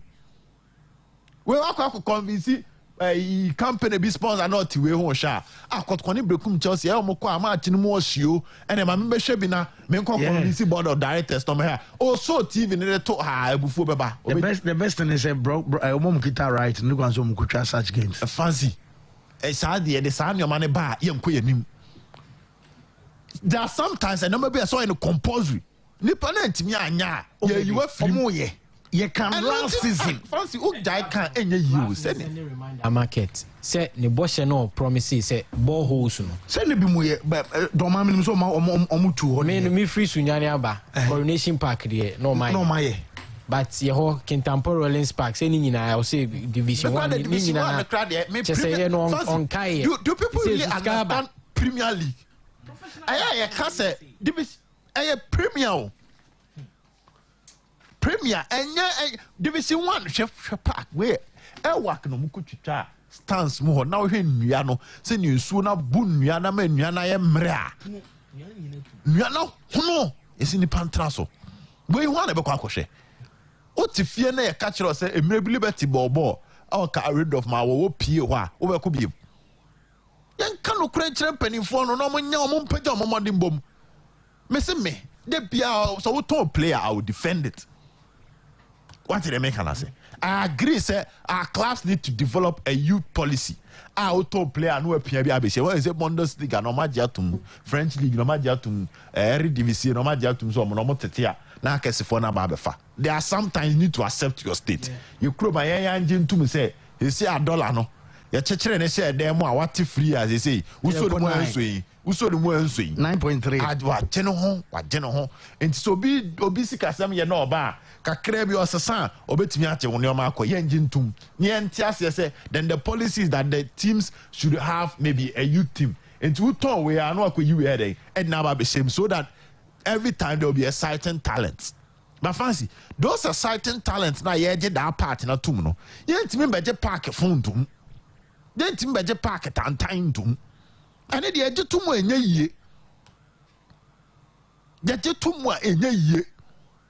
You started hitting clubs and they say, more improve more brand hon. When you say clubs and kakra, as will be for a professional cameraman. Yeah. And cut it across, but more yafa. You hit you almost said there be game quite scientific. You need data. Also, be check for us VO nibi. Not Legon cities will be. Now afa will be.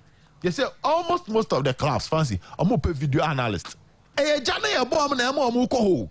Enti park ne e bosso ball na fi yem pese e be start league na park obi bosso ball no eni afuomu kwan ye pe ɛne afuomu kwan yɛ pɛ afuomu kwan sɛ fancy yɛ nante hɔ na adrɔ ntu sɛ green hɔ na green na kwan no ɛkwan ne dam ntu duru anyo bi na bɛkyerɛw nante ya nante hɔ ama hɔ na pa yɛ mpɛ afuomu kwan park wɔ kurom ha afuomu kwan park yɛ nsosɔ so afi na start times no so nti saa time be no mo fan kwa pitch ya wo kan obe na league ya be start September nti mo so be back mo ntimi nguzuzu fancy so board ye gitum de but you see sometimes nipa bonesem any adwen bonesem e de won panimfo ni bi ani so yeah individuals creative fiat me to ball hole fancy at the pump si so e bu fele individuals who omu two ball at the pump si so bu fele na club a Premier League club we are also a sponsor why they don't have a ball why they didn't have a ball so let's tell them we are park here start times they be all fixing the schedule or they park befra they be more about Friday enti dem a ye ball more match ye ball matches bebre no so be sponsor wa dem a onya mileage bebre so let's tell the clubs to improve on that and dem abu fancy ye gitum a entimi nye yie park fon no ye entimi ngintum division 3 form ball to park ama wa also ye premier team also ball to park so division 3 ni ball to park ye gitum so course football ye ball to park ye ni how na mo also ye premier team de ye so Sam fancy our boy FA Cup now some lower teams now in England who parks ni be on boss ball. Which was a standard no any Premier League for ni dey no dey. Emu wa ebu omo ball teams will be dance here chire ni ade. All that there no. 40 team so crash. Good. But omo Premier League ne dia. The standard is different. So it is acceptable say division 3 ni be to park. Division 2 cry acceptable. But what also your premier ne dear so want me to ball of good park in so and you sabi how can you be a Premier League team because ball you fancy obetimi akọ and you be kro ma mu to ball ho yi bi adia to me say oh yeah bia e wodoma mpotem ha nyina club ba akọ agidi ya aduana radio stations e wodoma de o kan wasem aduana be 70% enti only company bi otunsu eko contract now sponsor now the onye ne bata the Hubono our sam potemu hono obejene fans tisu akọ adubiase ni adubiase now sponsor ni adubiase adubiase potemu hono obeje odin enti o de koto nanim a oh to ball ma me na bia me found to me jesi anim be 1 year baby obekọ bia no obi bisa say what to be person me na me to aduana for de do man potemu iskafo e musi dai obeji contract ne fa ani adubiase park o me na mkotu bon we ho mo di gu park ni sunsu ama park na e kama enti e ba adubiase potemu obeji ne fans say second year obeji enti sometimes you don't even need to dig fans akoso obotom na kwaye you can even engage somebody so they to me because we just see you enim ni akirehwe nda ho afini nyina empty into there logo be bom say ball na atuma me na mo de aye ho keke afi bia na oba be kenyam o metimi atube mienu miensa bia den e de amamo e bia ye won ba jesi e won ma pontade e be hye no ye mu din be gu ani into the to ball home mienu e den famayen they will do it and even if you can't do that if individuals ti omu fie timi tu nsuo e ba de bia omu fie nsuo nsa papa bi wo area mo fancy watu kwani futuro na no pa watu ba ko ni fie na nimo ti anopa bo so mu gina no mo gu kwan no so saa ono kura timi gu kwan no so e ma futuro ne ba fom because on person futuro ne de e be ba ni fie na clubs Premier League clubs and one time they hear the electricity we mi aso pen and so pay meter bi mana anya na abe use bet me the be 100 cedis I feel it e bia tank ne be afi tank no e bia bo so me bet me 100 cedis pe and I be feel it na ka hosa o de be gugu so asa but there's that desire that conscious effort that awakening say see me anu kusa de anyhow any e culture collapse no o se fancy wa de bo ha yentia o na so ambo wa pampam a o fa na say normal class ni bo mu no say futu park no ya boso bo okroma nti futu park de kan ho enkan ho e ma bo ne ye tan mon sa kira na manya sponsor foforo ana na start times in there amomo je park fun bi antum no kure na ano no wow park ye fun ye ma won twa kwan enkobo be foforo so ukobo be miensa na wo home e da ni neutral grounds no out of 9 points when you 2 a ubegu park ni sunsu out of 9 points no so ukobo 3 matches na when you 2 a wodi mrika akugu park ni sunsu so ukwa away so park ne nye ne asikobo neutral grounds e bia wo bechem o park nye sibo kumase na ba kumase miensa na ba kumase baako ne ahyew no aba bienu no aba draw no aba bienu aba draw o ba supporters intimi ba ntu unya sika bia unya gate fee bia wodi mrika ba park no sometimes you need drastic and harsh approach to wake people from their sleep so na obe nyane nkonfo ama sorry ti Da Vinci asem na kan de e kire din wo ho start times they fancy yeah we've come a long way you're free so 2 teams in ball one venue hey krom ya transam ho na Liga here boy see 2 teams start times in obi van intimi nko akire inti so oba kumase a ye mema 2 teams are ball one venue so we club we den a bobo neutral venue just because start times obi van you see intimi nko akire eni aba eni aba be duru stage say afi excuse no monteso say na venue bi e kwa ye ntimi ntwa offside it there be anzi sansensem no oh sometimes I say control me say me hu ana say me chibi so be say o promote foreign league na moja local league na I am M11 fancy hat to folk ne kotoko boy you see asem we home me can make us obede kotokoni enya sa let's tell them the truth has ne kotoko boy Richmond Lamte ball short ma goalkeeper your friend attack ekoyi frimu do you know how funny that situation was and how severe that situation was that day ne has ne kotoko match ne kwana ne ebo start times more crews too ebi kwa ne bi kwa the cameras of start times entimi anyi replay and Ghana for nyina say sa ball na tade ne nsa ko yifu pom no e tra lie na say she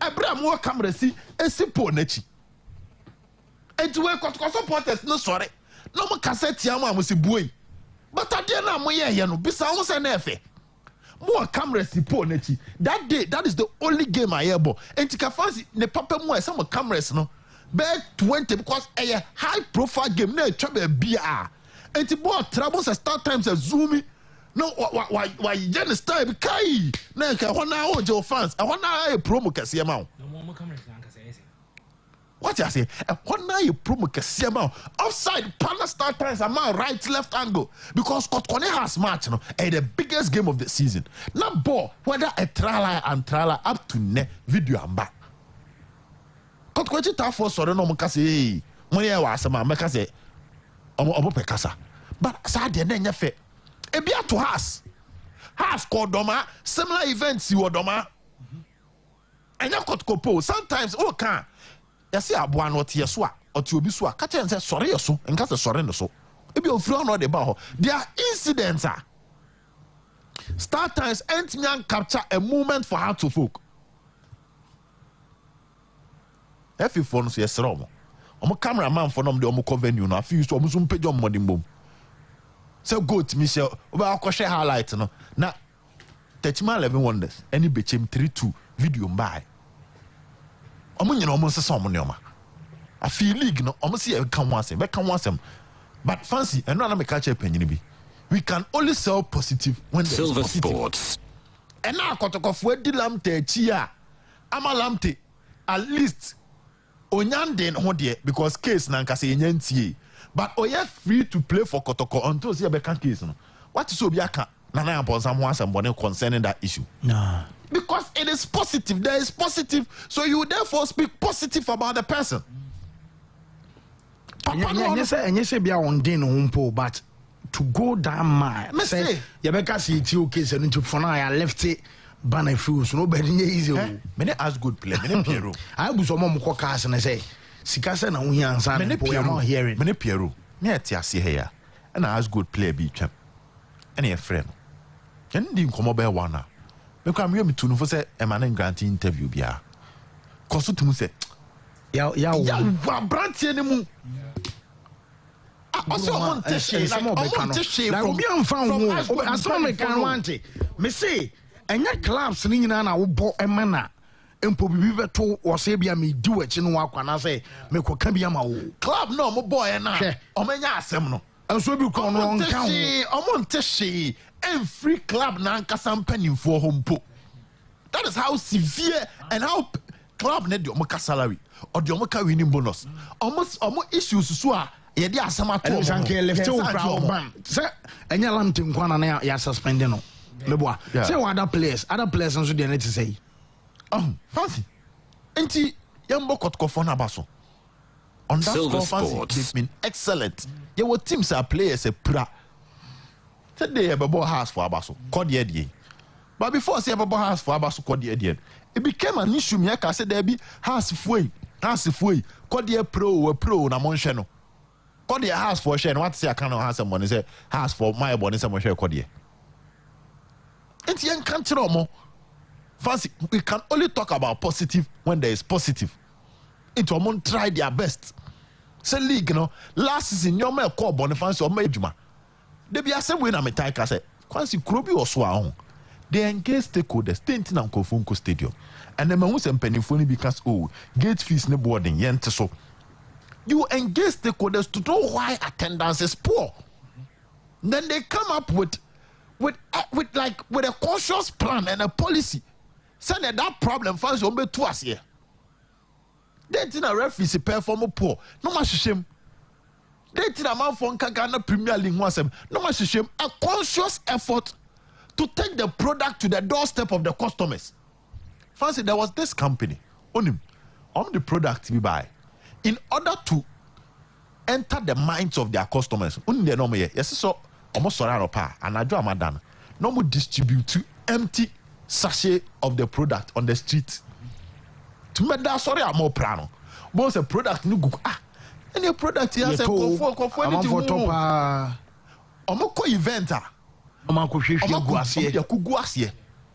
It's a dear betina, any product. It's marketing strategy. They take the product to the doorstep of the customer. And the product go about or short there be me competitor no yewi. The disadvantage we ma fan comedy on am fan beating. So I'm not forced to. Do you know there are people who go and learn how iPhone it's me breaking into the smartphone market because at a point say Nokia. Yes. A crime of na iPhone for so breaking through. It make LG, Motorola, Samsung, Siemens, Monet. No, a kill your money. Say BlackBerry, a good BlackBerry. Am I iPhone? There are people who study that and they apply it to their companies. How to rebrand yourself and come to the top. Because at a point iPhone a man for crown penny you see. Time is not BlackBerry. Also, everybody saying. They seized the moment. Ghana Premier League in the past was a competition. So from that time I know Obi till now. Then you sit down, you engage stakeholders, you brainstorm, you come up with policies, ideas. Then you follow the policies. Tanzania was not a Liga near Bonidin. Simba FC was not a teamer near Kanasem. But Simba had a plan. And that plan, fancy, they studied from Egypt. The last time I came Belgium football, they studied from Germany. What do you say England focus on free Germany? Yeah. How to develop their youth game. Say to see a crowman here born. I'm out for discover the fire. Say well crimes question answer time country be na Africa ya no so ba say. Anya Comoros we on be share na. Sierra Leone besua de kaka. Comoros we na Comoros besua de free ho. Sierra Leone besua de na Comoros besua de. Even Cape Verde for besua de free. So my point I'm trying to build is that listen, let's have that desire for the product. Now, Henry Asante Chumaka say me say Ghana clubs now and develop youth teams. Fancy, do you know one amazing thing I mean many beja banana and ponza so free Kotoko? If he can have a vibrant youth team for Kotoko. Okay. And infrastructures. Fancy me, I don't care about trophies. I say me communicating from my days at Kotoko. Me kana among people come at me, but me will be the champion. Trophies, faton chain. Minim trophy akotoko hui. Trophy akotoko ehu bi ache Africa. And Kotoko can only win Africa if they come back to the basis. There's a foundation here. No, that's the only way Kotoko can win Africa. Any trophy Kotoko hu bi ache. And on bet me idea, you have to come back to the basis. Yeah, to say, Angle if we send a Abdul Munaim, the other bar coin. Or you play on the call, but after half almost no massa. Sambra, if you don't go back to the basis, fancy. So me, the beyond my attention was on infrastructure. My attention was on the youth team. Do you know why? Youth team no. Oh, with me at Tombi, Ubi and Kawansa, Ubineska, Eddie Asasa Kesefo. I must say, cannot be a quack of pre-Africa. Youth team no, Obi Betobia. What promote to be a bishop. And it's a Kotoko youth team Okruma. I remember me draw policy bito. Oh, Senka Kotoko should engage sponsors in Asante region. Na Milo games na airborne. I say Kotoko Milo Kotoko games. Now Kotoko enya first option. Ebi a fibia swan. Kotoko beto ball be a bear 4-5. Edi akwa koma local SS teams no. SS schools no. Now Kotoko never organizing the games. Okay. Oh yeah. At that time was almost school level. And the age the cheating in said that you as compared to community new course no. Was a school there the fancy. Wait when you bet me dear chire I'm making sure say omo age no. Hey papa. Then you pick the best out of them to form your youth team. You pick them and you would be cologne. A be bet senior team. Oh Toby. And then nobody had the fancy. They are class of ye. Ali motsi canob one. Esperance mo. Ye fancy ye bida. Kotko Dr. Kwame Chesi Kodisha Muninan, a group state na Kotkotimiko Duria. This is a man who had money and the willingness to spend on Kotoko. But when Timmy pause, when Timmy fiti precom pause, moja beba. And a confederation. It's me de biati am a bomb person. No, I bet me I any fancy. Ubakwa de kwaja no. Nanka infrastructure. Send your planet. They're not plan container there. Nanka with me no. Aye other ones. And yama Kotoko. Nanka be a Kotoko youth team be abako be 60 players. Oh no more. Wafa. They be a can wafa. Wafa. And I said, I remember said me make Silver Sports. Me can't nana. Can't mean try idea we. I want the master decision say Kotoko 2 years without buying a player. Because they wanted to accept that trophies, no. Kotoko it's Kotoko 2 years. And what you call 7 seasons without winning a league title. What you call 11 seasons without winning a league title. So off the pitch. Some remember saying off the pitch, but to say be off so winning titles, no. So some your money because always say oh yeah youth team obey. Won't mean senior players be like a apartment but youth players no so apartment. And to say that okay, I'll be here baby I be can do omo co-train and opadian so good to say be a teacher school. Yeah, so what the apart from no kwano we am ko fraud no so mo training and it's your money be a top coaches be on say here your former players be a Silver Sports. Or master coaching courses. They be a draft be and the real youth team now more transfer the true culture into them. Ebia season be no your father top 10 be on my idea Kotko loan outside Ghana. You be kwa me say about the backbone of the club. Me I don't rate fancy unless with me Africa, which I think is a very long shot.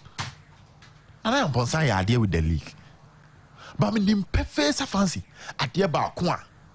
As a Kotkochita for time and I am on side humanity is the youth team. It's Miss Salam Tende on the buyer. Who send him many G and I may bought me bomb my basso. If they can structure that. And Obakwa the Kwaja infrastructures were Silver Sports. Pitch as they say pitch in year 2. Maybe my artificial barco or my maybe a 5-a-side barco. Your baby a place better. That dream na na upon sa person onya Edema Kotkono, they should support him to achieve. Pitches as man here can other lower divisions and so on. Where Coventry City. Coventry. Where Coventry forced to call off match versus Wigan as pitch deemed not safe. The pitch, you know, yes, pitch in your safe. So Coventry lower division more. Championship. Yeah, championship and lower division. More because of pitch when you say very early there's over soccer club licensing for no so. No, so much. No, Jamaican say, as somebody can from license Babesin and Diano my. And as a CS, or can say more be more Okoboy. Okoboy, he say. That will start this season, Dreams versus Kotoko. Silver Sports. Didn't ya? Not parking in yet. And then I may say, don't move on. Oh, man, ball neutral grounds are supporters never ban numbers no so better. The chances of winning the 3 points about come from. It's all cobo no Lucy. No one saying yes, Kebia, no one's half a car, fuela, no one could hotel, just like an away team. You'll be never catch us to see your park. Okay, my family course 055529449222. Your fa course and sana sorry, I'm a DJ final badafi ono ababetu aso nti baby I will be an ofra wadara mano ama TV volume no and so akofom. Hello. Hello. Yes, sir. Good morning, Francis. Good morning, sir. Yes, you. Me want about some about you. I Kotoko, some na make na. Say the almost see almost stretches in there. Any place or ma sell it up until. Say me do place no more diakwa until your modi be na. Kotoko Africa am warm. Okay, be on manjai because me fear what almost first matches in club Burkina agent in the bell Mexico. Yakupon come Francis. Okay. Hello. Hello, Francis. Yes, sir. How are you, Tuga? Francis, mobile Juma. Yakupon Shano Abega Funa. Francis, you make an say, and if I don't go to design or support team day, now so other candidates I know where down. Matthias and Kotoko, Yam Penny for Jomudi, and you are more young so. In South Africa, no more cat a young choir. When you are pretty young, a fair radio, you can cut MY in Tienjai. Now, I supporters, no cry, you push it Monko. Now, our friend, because they won't support it in the Yai. It's the other penny for them 5 1 year, but the few players are moved by ya. You know, over the yard, a yard gaining because to me a big thing to say for Toko. He facilities, he academy. I had many answers to Chagua, Baby, Yesica, BB, it's another from Samba, many named him no one Quansu, to Tony Manata Kotoko, which are the Quadatia, Bruni Petty by a Becky Cantin, Fanwa, and then Yamiadum, Yayet, you are Kakaka, you simple. And meaning there, the deal to opposite to Kodino, and I am Fontaine, some in the board name in Penny for a canon. You have a could do on, you have 5 1 town, much, only Yaminajima. Hello? Yeah, Fancy. Yes, sir. Yo, Karamawa, you go through. Yes, you. Fancy, I tell you, catch you. I'm sure. You, I'm just saying, some person cannot be waka. Fancy, never make a say, since Kotoko G League, no man, me who you African one, me who. Until some vampire entire management in a board in Echi. Obi by an over currency or Russian government, I any Uncle Bobra. Mama said, Sabu, Yako, near Koto, Bisu, Quaconia, I will go back when I say 6 you. Tabi, and yes, flowers in the Eddie and Nito, so I edico. Tabi, Yabuaya, who sent drops of Kukudam, Ekan, Gumadon, Kolankola, Eddie Bay, Sabayara, Enso CD, or Mokrano. I hear you, Nankapese. Fancy, in Casapi, Namuya, Karamawan. Yeah, I see. Hello. Hello, caller. Hello. Hello. I'm sorry, Dai. Fancy. Ebony. Di Maria. Red. Rockstar. I'm in Chama with a phone and that's a Mobano. I'm one day. I'm in engineer. Can I do gas with quality? System, yeah, channel. Me bajo, I'm better pa. Amelia, because I'm making first call us now, come and I mean. na the only team kita ko so wade ko African dia elumbuase na obi ka bibi say ade na mi say support na friend say team be no support o say wo support ko kontina wa woni ti ade na nye na o pia say o mo fa nko ba ka hunu kwa me gidi say anya ade kwa ko de Africa ho na oyi Joseph Jemini Aziza Sam ko ma hu na team we na mo de kwa Africa elumbuase na mo de baba this one the come na mi say ko fa Africa and group dey about the abla e baba me say na den so aba agogo e baba me say dey atenase aba nkede why me na Amelia. Hello yes sir me ba cho kasa o yeti o why yen kasa o phone nim yen kwai hello yes sir Fancy. Opening. My friend of Penyaji, John Cassasi Maduma. Opening Ajman Yetio. Fancy, but anyway, or Safo. Safo, what's yan and I chicka? Ayo. And yeah, you come in. And then Yamiasi. Naniam Ponsamu, Etimaco Fatana, Richard Lamti. Na Yaklen, and so. And Yancy PD, Nayaman Guahes with Natwa Bobo Amakotoko. Yarokuyan. Na, me a catcher, solid, I say. Onion, what is Kotoko no se Kotoko etimi kweye hwe Africa ekoboka mu House of Folk no de e na kweye Mokobo Champions League maybe a twam one go kwebo timi ahye e kofi se yi mu abese fi atwanda roba awon no won kan house mu asem for house ni a on ka house asem on frame be si Kotoko so no no Kotoko no enye house ni okole Kotoko se ko first call ara so be kan won ya gina Kotoko Africa e ko etimi ko bobia na mo house e ja bra na mokobo last year mokobo I don't know why. 2 matches, the 10 goals, and then you come back. And was bye bye.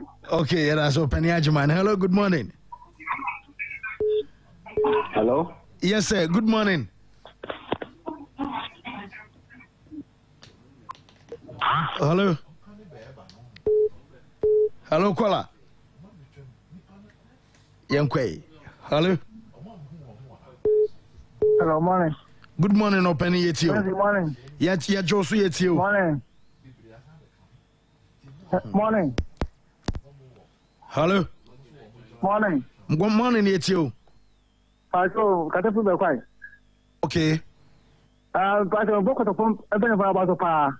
Come on, Rich Marlant, I found by and so just on the side of the I could do that when it's no more or man permanent. I think I astronomer. Africa said couldn't do about and mean some pass no mercy. Okay, almost for that say hello. Hello. Yes, sir. Good morning. Good morning. Maybe I'll show you first Naga say free. I refer na kwa message aka. Yes, you nana. But code no me komo bo me buy ma boku blessing code ni area but me nyanya.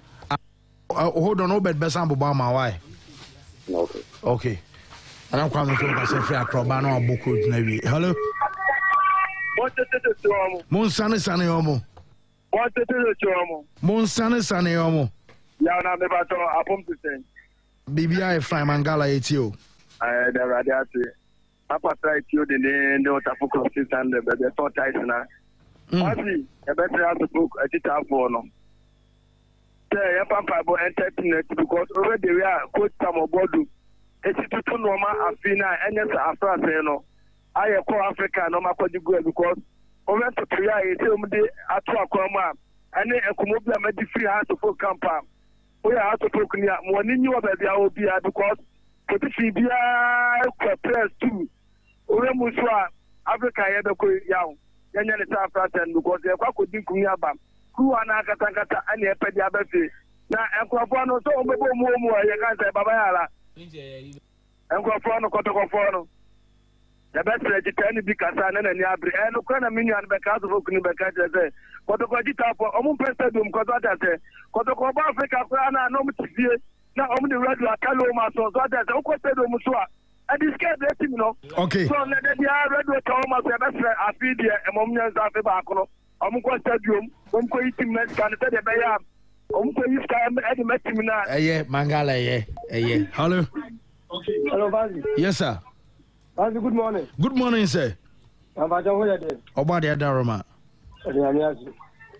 Median with a five. Prefer to manage. Okay. Fancy, where do you go? We are Kotokunia. Mamimfa yemfa akonye so na menchia yempa nyugo ni nyina na afiso oye kotokoni abompa ye team na chi sisi ade nyame adom team no mpanyifo atena sia yi sisi